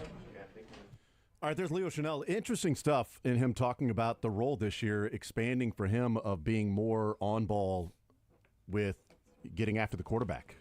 More opportunities with the quarterback, he said. And then he said, I've got to do a better job of getting to the quarterback. If they take an edge out that they trust, can I do as good or better than that guy is doing? And then talked about the success that he had in college was between the tackles, and now learning and getting more and more used to on the edge and rushing outside the tackles, that it's just building and building, taking advice from guys that have done that, and trying not to predetermine what he's going to do before the snap, to sort of have the ability to adjust with whatever the play is and whatever the tackle is doing to try to limit him from getting to the quarterback. I mean, he's an athletic freak. So we'll see if that'll translate to him being able to rush the passer and be as successful as he's been. This is Juju Smith-Schuster, I think, is heading to the podium now. And here he is. Receivers that have provided depth throughout camp, but they're all competing for jobs now. Just what is your advice to those guys that are, trying to make this fit for? Yeah, I mean, those guys, my advice to them is that, every opportunity to make the best of it. For a lot of young guys, I would say, and throughout the preseason, you get those chances to go out there, you work, whether it's blocking, making plays, catching the football. And, for a lot of them, it's also for other scouts, all other 31 teams to look at, our film, vice versa. So what they put on tape is good. They're all getting evaluated. And for the guys to make this team, like I said, just knowing every position, go out there, be coachable, be a sponge, and just basically make your opportunities the most of it. What impressed you most about guys like Taekwon and Jalen? Jalen's not playing Friday, but just a lot of those guys in the bottom part of the depth chart show. Yeah, I mean, this offense is not it's not an easy offense, to learn, coming in here, especially my first time, especially as a young guy coming from a college playbook to where the hashes are a lot wider and the plays are, a lot simpler. For Jalen, him just being who he is and being able to be coachable throughout those times and seeing Taekwon grow. I've been with him when he was with the Patriots, so seeing him come from there to here and seeing him, open up and, stretch the field, it has helped us out a lot. So it's pretty nice to see that, these guys are coming along. Looking back at you spent the year in New England, it seems like you're in really good shape and you feel good now. I guess as you look back, how happy are you that things worked out the way they did to end back up? Yeah. I mean, I've just been praying a lot, honestly. Being able to just stay, with His word and His faith, and things happen for a reason. And like I said, I am happy to be back here playing with the guys here, and it feels great. It feels like home. Miss the barbecue and everything else that comes with it, but. I would say this offseason I took a lot of, just a lot of focus on myself and my shape and my health. Being able to come out here and, like you said, the older you get, it's you got to compete with these young guys. So it's nice that, the motivation is still here and the fire in my heart. So, yeah, KC's fun. I enjoy it here, not just the teams, but the fans and the people. Did you, when you see you after practice, for example, work with some guys, some of the younger guys, was that something when you came back that people have talked to you about wanting you to do? Is that just something you did on your own volition? I think naturally it just, I'm a guy, I'm a people's person, so I like to help out the guys, especially learning plays, studying plays. And, for me, I remember when I was a rookie and, some of the older guys took time out of their day who had family, who had things going on, to spend time with them. So, yeah, throughout camp, I would spend an hour after practice or after meetings, with the younger guys, just trying to get them to get their plays down. Because, man, this is their livelihood, man. They've been playing football since they were kids. So for them, this is the more they can get, out of a veteran. It's nice to help them out, because I know it goes a long way, not just for them, but for the future. So yeah, it is very important to help out those guys. What about you? How's your camp going? I mean, how's your build up to this season too? Nah, man, I'm excited. Camp is going great. Like I said, glad to be back for another year. I feel like it's the best shape I've ever been in. I feel great, going into this season. So, like I said, being able to just wherever I can help at, filling the void, filling the spots, and, keep these guys going. It's going to be a long season with our schedule and how it is. It's going to be super exciting. First game in Brazil, super excited about that. So, just trying to stay, ahead of the course. It seems that Matt Nagy kind of said Patrick has even taken it to slightly another level. Have you sensed that? And if so, in what ways have you seen that? I mean, I would say definitely him coming into the season, you can tell he's a lot lighter, mobility you can see, and I would say obviously his next level of seeing the next play, seeing the play ahead and kind of visualizing it has helped us out a lot. We're able to see coverages more so far ahead because, we're on the same page with him. And I think that's just more so just being around with Trav too. When you see a guy like Trav, he's still doing it at the high level. At how old he is, it's cool to see that, because then now all the young guys kind of rally around that and kind of rally around Pat, and you just see okay, cool, they're taking it to the next level, it just brings everybody else to that next level. So those guys they set the bar really, really high here, and I think that's awesome. I always say, when you have guys like the veteran players working hard every day, showing up every day, putting in the work, putting in the effort, it just makes the younger guys kind of just follow, and that becomes the expectation here. So every day you got to show up and work every day. So on the field and off the field, you can see that a lot. So they're definitely taking it to the next level. How'd you get yourself in such good shape this offseason? First of all, I moved to San Diego, so kind of just focused on just honestly what I did was got the right people around me, the right guys. My coach that I trained with was Keith Bell, so we trained out in San Diego, and we pretty much did like 2 a days, pretty much, and trained every single day. And I think a lot of times I would put my family first when it comes to the off season, but this time I kind of like took ahead of myself to put myself first, and really focus on that. So this offense is you got to run fast, so got to keep going. Thank you, everybody. Thank you. No problem. Take care. All right, Juju Smith-Schuster, best shape of his life is what he said. Best shape of his life. And this time of year? No. And adjusted his offseason that usually he puts his family first. It's interesting to hear. Yeah. Usually I put my family first, but this time I went ahead and, used it and said, I got to put myself first here in getting ready for the season. It's a fast offense. You got to run fast. You got to keep going. So, you know what? Went and trained and now feel like he's in the best shape of his life. We'll see. Hopefully that knee holds up with the best shape of his life. Here is Jaden Hicks. Jaden, you had mentioned, trying to be more of a vocal leader, especially the secondary. How has that progressed for you throughout the camp and going into this preseason? Yeah, I think it's going pretty good, pretty well so far. Just gaining the trust of the guys, and then we're all in it together. So everyone's listening, everyone's in it for one goal.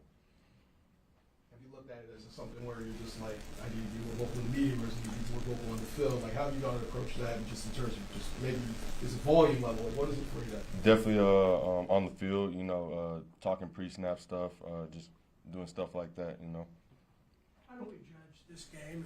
What would you tell the fans to look for? Because the scoreboard doesn't matter, but what should we look for? Definitely effort. I think that's something that we always preach on and something that we live on. So definitely effort and just being in the right spots. We got to do our job and just align right and play our game plan. How about the approach as opposed to last week at Seattle? Do you just want to see a step up this time? Most definitely with the run game, we're going to shut that down. I feel like this week definitely with the Seattle, that wasn't a pretty good performance on the defensive end, so we're going to definitely fix that. Having lost Justin to the New Orleans, I guess, how do you and Shamari and the rest, Brian and the rest of the stage room kind of look at as, okay, we need to kind of take the bull by the horns here and make sure we don't flinch? Yeah, I mean, just kind of like how you said it, we always say we drive the bus from the back, so the defensive end, we gotta control everything now that we got guys stepping up, and that's what we're gonna play our role as, and we gotta be vocal leaders out there. It seems like you three have been rotating quite a bit. I guess how's that been working within the meeting room and watching the film and so on? Yeah, I mean, it's working pretty good. We got good rotation in, and with the coaches, they trust who's out there. So each day you gotta just be able to be trusted out there to be on the field. Do you enjoy that, bouncing back from role to role and maybe just being in different positions every play? I mean, it's no problem to me. I don't think it's a problem with anyone else. You definitely want to be out there every snap, right? But whatever the coaches ask of you, you just got to do it. Jay, even if you're at the back end, what do you envision your role in the run game? I mean, you mentioned that the run game wasn't up to run defense with last week, but how do you take responsibility in that aspect of it? Definitely. We had a couple runs break out of 10 yards, and as safeties, that just can't happen. So we got to make tackles, before they reach that stick yard or whatever the case may be. We just got to make tackles. We got to be in the fit. We're asked to do that. So we definitely got to work a better job of that. Anybody else? Thanks, Jaden. Thank you. Thank you.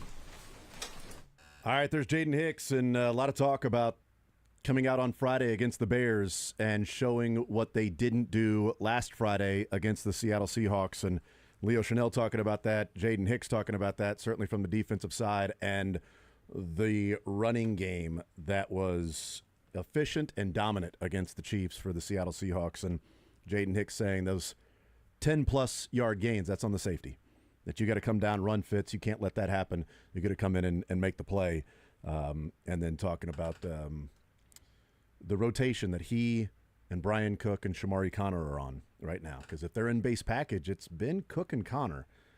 When they go to the sub package, Connor then goes down to play in the slot and the nickelback, and then Jaden Hicks comes in and plays safety. So it's going to be interesting if Christian Fulton and Jalen Watson are healthy and they move Trent McDuffie down on the inside to play nickel. Is Jaden Hicks the odd man out? A guy that they talked about all last year, like we have to find a way to put this guy on the field. That's what we figured out about Jaden Hicks. He's got to be on the field. He's a ball hawk. He makes plays. He's great in the run game. We got to find a way to put him out there. And right now, even at the safety position, he's not getting the main reps there in the back end. So we'll see. And then Andy Reid, just as a quick update before we take a break, and we'll talk some K-State on the other side. But Andy Reid, the starters will play. He'll play it by ear how long they'll play. He was asked about Hollywood Brown. Said, yeah, we'll see how he is in warm-ups, but definitely don't want to take a step back, I think is what he said. Definitely don't want to take a step back with that injury. They want Hollywood Brown to be ready to go for the season. They have it's obvious what they felt like they were missing last year with Hollywood and Rashee Rice and those guys on the field at the same time, and Xavier Worthy, that they didn't get last year even when Hollywood returned, that there wasn't that sort of connection between Mahomes and Hollywood Brown. And then this is something that we'll talk with Matt Derrick about on Friday, but I think this is, and Ken Swanson tomorrow. He was asked about why the difference in week 2 being when the reserve players played and week 3 being when maybe the starters will get longer out there on the field. He had mentioned before week 2, well, I want to give Brett Veach as much opportunity to see the players and so that they can make a good decision. Well, they can do that in week 3 as well. He said, is why the change. Todd Lebo asked him why the change from week 2 to week 3 and the starters playing, and he said, well, there's longer layoffs from game 3 to the first game, and so we just wanted to go that route with these guys, playing. It's the same layoff as it was last year. Literally the same. Their last preseason game was Thursday. 2 weeks later, they started the season on a Thursday by winning the Super Bowl. Their last preseason game is Friday. 2 weeks later, they play on a Friday. So maybe Andy Reid the last 3 years has seen the 3 preseason games, whereas the 4th one was the week before. Now you get a week off after your 3rd preseason game. Maybe this isn't just let's flip it for the home crowd or flip it randomly. This might be Andy Reid going and adjusting and saying there's too much time off from week 3 preseason to week 1 in the regular season. We want to be sharp and fresh. We're going to play the starters a little bit more in week 3 now and not in week 2. So now we play them a week off, play them a week off, week 1 NFL season. That may be just what they do now moving forward. We'll see. We'll take a time out. We'll come back. Derek Young, we'll talk with him on 3 Sports, K-State Online, covering the K-State Wildcats on his way to Ireland. We'll talk about K-State, Iowa State, Farmageddon coming up next.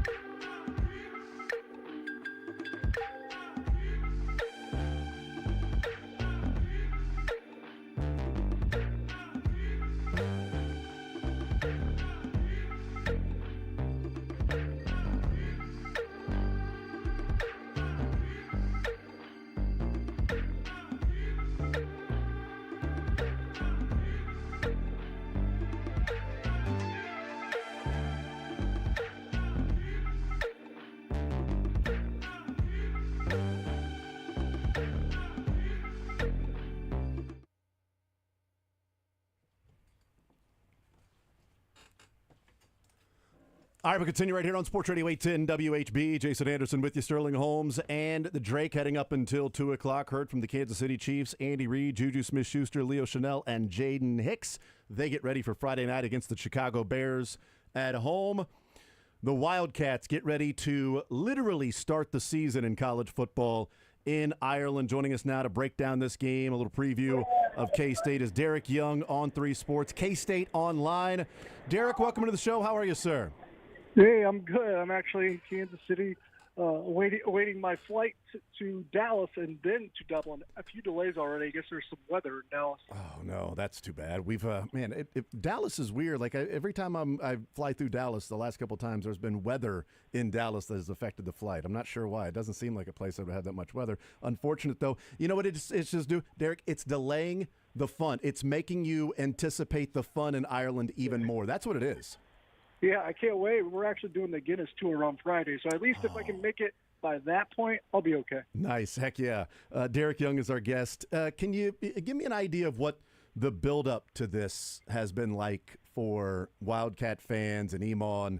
You know, obviously Ireland is a great, setting to start the season that K-State gets publicized, and it's the national game, a standalone game, first one. But, man, Farmageddon, Iowa State right out of the gates. What's been the buildup, do you think, for this massive game with a lot of implications the rest of the season? Yeah, for the fans, it almost seems like with the amount that'll be traveling, I think they sold around 15,000 tickets. It seems like a upper-scale bowl game in terms of how it's being treated and how it's being viewed and approached and the excitement that surrounds it and has accompanied it. But at the same time, it's like, there's a lot of stakes for this game. And I think because of the novelty of it, the trip, and getting to experience new things, sometimes we lose sight of that. Like this, I wouldn't say this is a loser leaves town sort of game. It's the first game of the season. But the winner is really set up well for a run at the Big 12 title, and the loser is already trying to climb basically from the bottom with a tricky schedule ahead. So it sometimes gets lost, but there's a lot of stakes going on here in this game. Yeah, they typically don't have week 0 games with top 25 matchups. I mean, it's been a long time since we've seen a week 0 game with a top 25 matchup, and that's what we have. And I don't know if they do that on purpose or the week 0 games are scheduled ahead of time, and it just so happens to be which teams are, ranked in the top 25 there, obviously preseason poll, but we just haven't seen the build up to this. I talked about earlier in the show, Derek, as we're, leading into the season that, losing 4 of 5 to Iowa State against a peer program or a program that K-State fans would look at it and say, a peer, but we think we're better in terms of Big 12 hierarchy than they are. But losing 4 of 5, it's easy to say, like, man, Chris Kleiman can't lose 5 of 6, but can't lose 5 of 6, then what? He's not going to be fired or anything. But I do think there will be legitimate and I think reasonable questions if K-State doesn't come out of this game with a victory of what is it about Kleiman and Matt Campbell? Is it better coach, better prepared? They don't turn the ball over. K-State does. Like, why is it the Cyclones have the issue or K-State has the issue with the Cyclones the way that, honestly, Lance Leipold hasn't had a problem with Matt Campbell the last few years? Yeah, absolutely. And you kind of said it there. The turnovers have really been the case. Kansas State's turned the ball over all of those games, and Iowa State's only turned it over in one of those games. But 4 or 5 right now already as it stands, you're already hearing whispers about Matt Campbell owning Chris Kleiman, Kansas State having a problem here. And, what do they call it? Like when you have a problem with the other team, does Kansas State have an Iowa State problem? At the moment, I would probably lean no, especially since the start of that streak was in the wonky 2020 season that's really hard to take seriously, even though that was a 45-0 Cyclone win. But at the end of the day, like this is the one that really tips the scales. Like people are whispering about it now, but if Iowa State wins again and that's 5 of 6 and 3 of 4, then you're going to hear Kansas State and Chris Kleiman have an Iowa State problem for the next 365 days. Actually, more than that. Yeah. Kansas State plays Iowa State again, and I'm not even sure if they play next year, actually. Is there a way to eliminate the middle part of how the season ended in Big 12 play with the 9-1 and then the rough Houston and Arizona State and Iowa State? Is there a way to cut the middle part and just say, well, these are 2 separate seasons, or if they start off with a loss to the Cyclones, does that carry over from the end of last year sort of build on to this one? You know, it'll start being talked about. The Yeah. pressure will begin to mount because of that. You lose 3 of 4 to end the season last year, and then you lose the opener this year. That's 4 or 5 regular season games as you laid out. And then you start to, like I said, the whispers are already there about Kansas State, Iowa State. The whispers get much louder about the program in general if that's the case. And we all watch college football in the past handful of years. We've watched this week 0 game the last handful of years. What happens to the team that loses that game? They all have typically really melted down for the remainder of the year. We just saw what happened to Florida State. Yeah, that's right. Derek Young is our guest. By the way, for the record, I don't think that's going to happen. I've got him winning this game, and I have him winning the Big 12 as well. But I'll ask you from this standpoint, because we've talked about the negative side of it, of the scenario of them losing. But what does this do for K-State, Chris Kleiman, Avery Johnson, this program, if they head back to the States 1-0? Yeah, I think it could be a springboard for something special as you laid out. And just like you, I have Kansas State winning this game, and I have them playing in Arlington actually losing. So that's a story for a different day, of course. But a win here would be significant. And if you get a win here against Iowa State, you're really setting yourself up for at least perhaps a 5-0 start. And for reference, Kansas State's never even started 4-0 under Chris Kleiman. So that would be significant in and of itself and a first-time thing, because you have to think they'll be heavy favorites against all three, North Dakota, Army, and Arizona, even though they offer, I would say, weird circumstances. And basically, the Kansas State doesn't really get into a routine. They play a service academy that, will be unlike any other team. So the preparation for that game doesn't really carry over to another opponent. They play North Dakota coming off an overseas trip. They play Arizona on a Friday night. So that's a short week after playing probably the most physical opponent on the schedule. It's not going to be easy, but they'll be heavy favorites in all 3 of those games. And I would say probably a heavy favorite in the opener of the Big 12 when they host UCF, who's expected to be in the bottom of the Big 12. So a win over Iowa State, and you're looking at a potential 5-0 start when you go to Baylor, I believe, in Game 6 with a pretty big, significant showdown in Waco.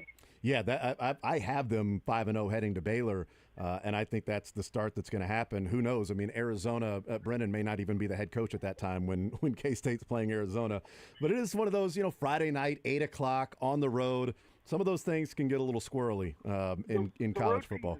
Struggled in Friday games notoriously Yeah. at the Power 4 level. I think in the 7 Big 12 games last year between Big 12 teams on Friday nights, the road team was 2-5. Yeah, I guess I'd if I was K-State, I'd probably root for the coach to still be there after the first couple of weeks, because the last thing you want is for him to be fired the week before and then everybody rallies. That rallying around the coach being fired. You don't want that to happen. He is, by the way, he is the 4-1 favorite to be the first coach fired this year, so he's the favorite there.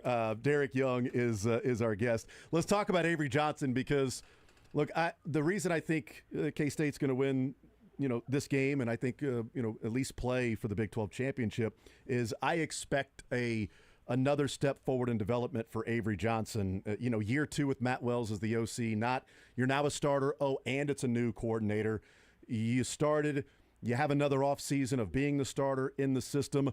I wanted to ask you, how much do you think that going into this off season, that it wasn't necessarily a positive at the time when his mobility was hindered by the injuries, but it made him become more of a passer to where he had to do that?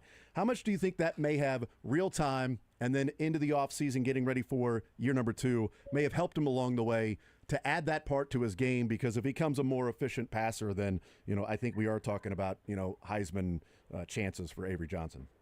Yeah, I totally agree, because sometimes when your legs are that good, when you are that mobile, when you are that fast and athletic, you use it as probably sometimes too much of a crutch to bail yourself out, and it doesn't force you into diagnosing defenses pre and post snap as much as you would it on a normal basis. So I think he has probably more experience at that than he otherwise would have had he not really had his mobility limited. So I think he's probably has the game slowed down for him more so now on the mental side because of that experience. But really what I like the most is that he got, I know it wasn't fun at the time, but I think taking those kinds of lumps against Iowa State Arizona State, kind of the snowball meltdown at BYU and Provo. I think those experiences make Kansas State better, Kansas State and Avery Johnson better this year, and that they'll be better for it. Because I'm kind of a proponent that you kind of got to go through those things, and it makes you tougher, and it makes you able to respond to that the next time that you face it. So when Kansas State gets adversity strikes like it did against BYU, they won't completely wilt and lose that game by 30 points. This year, when that happens, and it will happen, whether it's against Utah, Baylor, KU, whatever it may be, they'll stay in the fight and give themselves a chance to compete and win that game. And I think that's as important as anything. Also important is I think Avery Johnson's health, of course, because I think his mobility is going to be more of a weapon this year than it was last year. And I really like hearing from Matt Wells and even Avery Johnson himself that he's not worried about being a specific type of quarterback or listening to people around him that says you've got to be a pocket passer or you got to be a scrambler dual threat weapon. He just wants to do whatever it takes to make the right play now instead of being pigeonholed into one of those categories. Yeah, I mean, just make the play. I mean, if it's running, then run. If it's throwing the ball, then throw the ball, and just do some of those things. Visiting with Derek Young on 3 Sports, K-State Online. They lose, DJ Giddens, and he goes to the Colts, but I don't know. I think this may be as well equipped of a team in the country that can lose a running back that was drafted. And I almost look at the running back room and I'm like, man, I can't wait to see these guys run the football. Like Dylan Edwards is so electric, but man, I if it wasn't for DJ Giddens, I think there'd be a lot more talk about Joe Jackson around the Big 12. If you're looking at this season, how does it end up if you're making a prediction? Are we talking about in week 10, 11, 12 that Joe Jackson is the guy, or is it, man, just feed Dylan Edwards? Yeah, I think it's funny because it's been a pretty good debate, and I have actually been in the minority of how I think this season will go. I'm with you. I'm a big proponent of Joe Jackson, and I think the program and the coaching staff is as well. And I think there's a chance that Dylan Edwards isn't your bell cow like Kansas State's really leaned on in the past, whether it be DJ Giddens or Deuce Vaughn, because he doesn't have to because they like Joe Jackson himself. So that's almost like split duty between those two. And as I alluded to earlier, I think Avery Johnson really gets in on the fun this year a little bit more than last year. He had 605 rushing yards last year. Wouldn't surprise me to see him get to 850 or so because, one, he'll be healthier, and two, I think he'll be more decisive and aggressive. And when he does take off or when he knows when to take off, when the pocket breaks down or what have you. But Joe Jackson carries. And I think they realize that Dylan Edwards is an all-purpose back. Maybe we should use him a little bit better and more effectively in the passing game because we didn't get to that point last year like we should have. So, maybe 3 guys with at least 800 rushing yards. It would not surprise me. I know there's talk of Dylan Edwards, but I think Saturday at 2:30, I think more people will be talking about Joe Jackson for K-State. A couple of real quick ones for you. Is there a wide receiver candidate to step up and help out with Jace? Yeah, obviously Jace Brown, 823 yards receiving last year, broke the sophomore record at K-State. I think people almost forget that. But if there's going to be another guy, I think it's Jerron Tibbs, the transfer from Purdue. You asked about the wide receiver room this entire offseason whenever we ask it in media sessions, and Jace Brown's not even the first guy mentioned. It's Jerron Tibbs, and his ability to win the contested catch battles, I think, is something that we haven't really seen from a Kansas State receiver in some time. But it'll be also interesting to follow Jace Brown. Kansas State hasn't had a 1,000-yard receiver since 2014. He might be able to flirt with that. All right, last 2 for you. Who wins this game? I have Kansas State winning. I think it might be a lower scoring game, though, because I think Iowa State's offense is behind their defense. And although Kansas State's offense might be ahead of their defense now, I just, Rocco Beck played his worst game of his career last year against Kansas State, despite the Cyclones still winning. So I kind of like K-State's defense still in that matchup. All right, last one for you. Do you have a record for what you think K-State will be at the end of the season? I had them at 10-2. I actually had them beating Baylor and started the year 7-0. Losing a couple of games along the way, beating Texas Tech, though, losing that 11th game of the season at Utah, that's a really tough one. You're going to be playing in Salt Lake City in November, making the Big 12 title game, but losing to Texas Tech because in the rematch, a lot of times the other team wins. All right, we'll see what ends up happening with that. Derek, really appreciate the time, man, as you're getting ready for the flight. Enjoy the time there in Ireland. I know there are a lot of K-State fans jealous of you going over there and getting to enjoy that, man. So appreciate it and enjoy it, and we'll see what happens on Saturday. Thanks for having me on. Absolutely. There's Derek Young on 3 Sports. K-State Online is at the airport here, a delay to get to Dallas for the layover to then go to Ireland. I just realized him. He said he has them going 7-0 and then eventually losing to at Utah, but so they go 10-2. So TCU? No. During the 8th game is? Oh, it would be 7-0 heading into Kansas? He said I have him at 7-0, and then he goes, and then I also have him losing late in the season to at Utah. So you know what I did? So maybe he didn't say I had him losing at Kansas. Well, so maybe I've got him 7-0. There's a 50-50 game. I think either Kansas or Texas Tech or Oklahoma State. One of those games they lose. Texas Tech. One of those games they lose, and then they lose to Utah. I just realized that. I wish you would say that. Yeah. I go. So is that losing to Kansas then? Yeah, none of your business. We'll take a timeout. Wasn't going to say it. We'll take a timeout. We'll come back on the other side. The Chiefs released the video. Remember we were talking about the little drop-in phrases, huh? How many did we call in real time? We'll hear that next.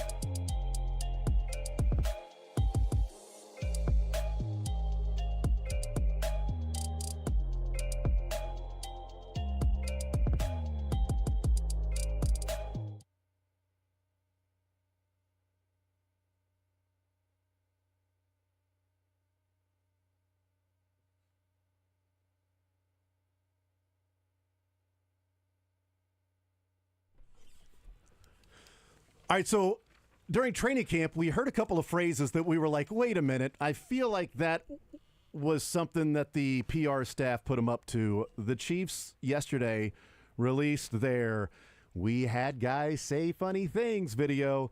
So let's listen in and see how many we got right in real time that we called it when they said this. We gave the guys a word to sneak into their press conference. Let's see how they did. You know, to be able to get a full all season and be out here in these, hot boy summer days and, just able to work with the team and. Yeah, I mean, with Spags, you got to pay the cheese tax, man. It's cheese tax. Cheese tax, we call that one. Hot boy summer and cheese tax, 2 for 2. 2 for 2. Yeah. Well, my horoscope said that this morning Didn't I have the needed horoscope. to be more vocal, actually. So it's funny that you asked this question. Nice job by Trent McDuffie. That was working clever. in. Of course, the clever guy gets Yes. Mamacita. Pacheco was supposed to say mamacita. That's a Love Island reference. I didn't know he was just going to come out here and tell all my business today. This is I wanted it Delulu. to stay low key, but it's out there. No. It was a couple years ago, like 4 or 5 years ago. It's Delulu. Okay, Chris Jones. I had no idea. It's just CJ95. Yeah. Perfect.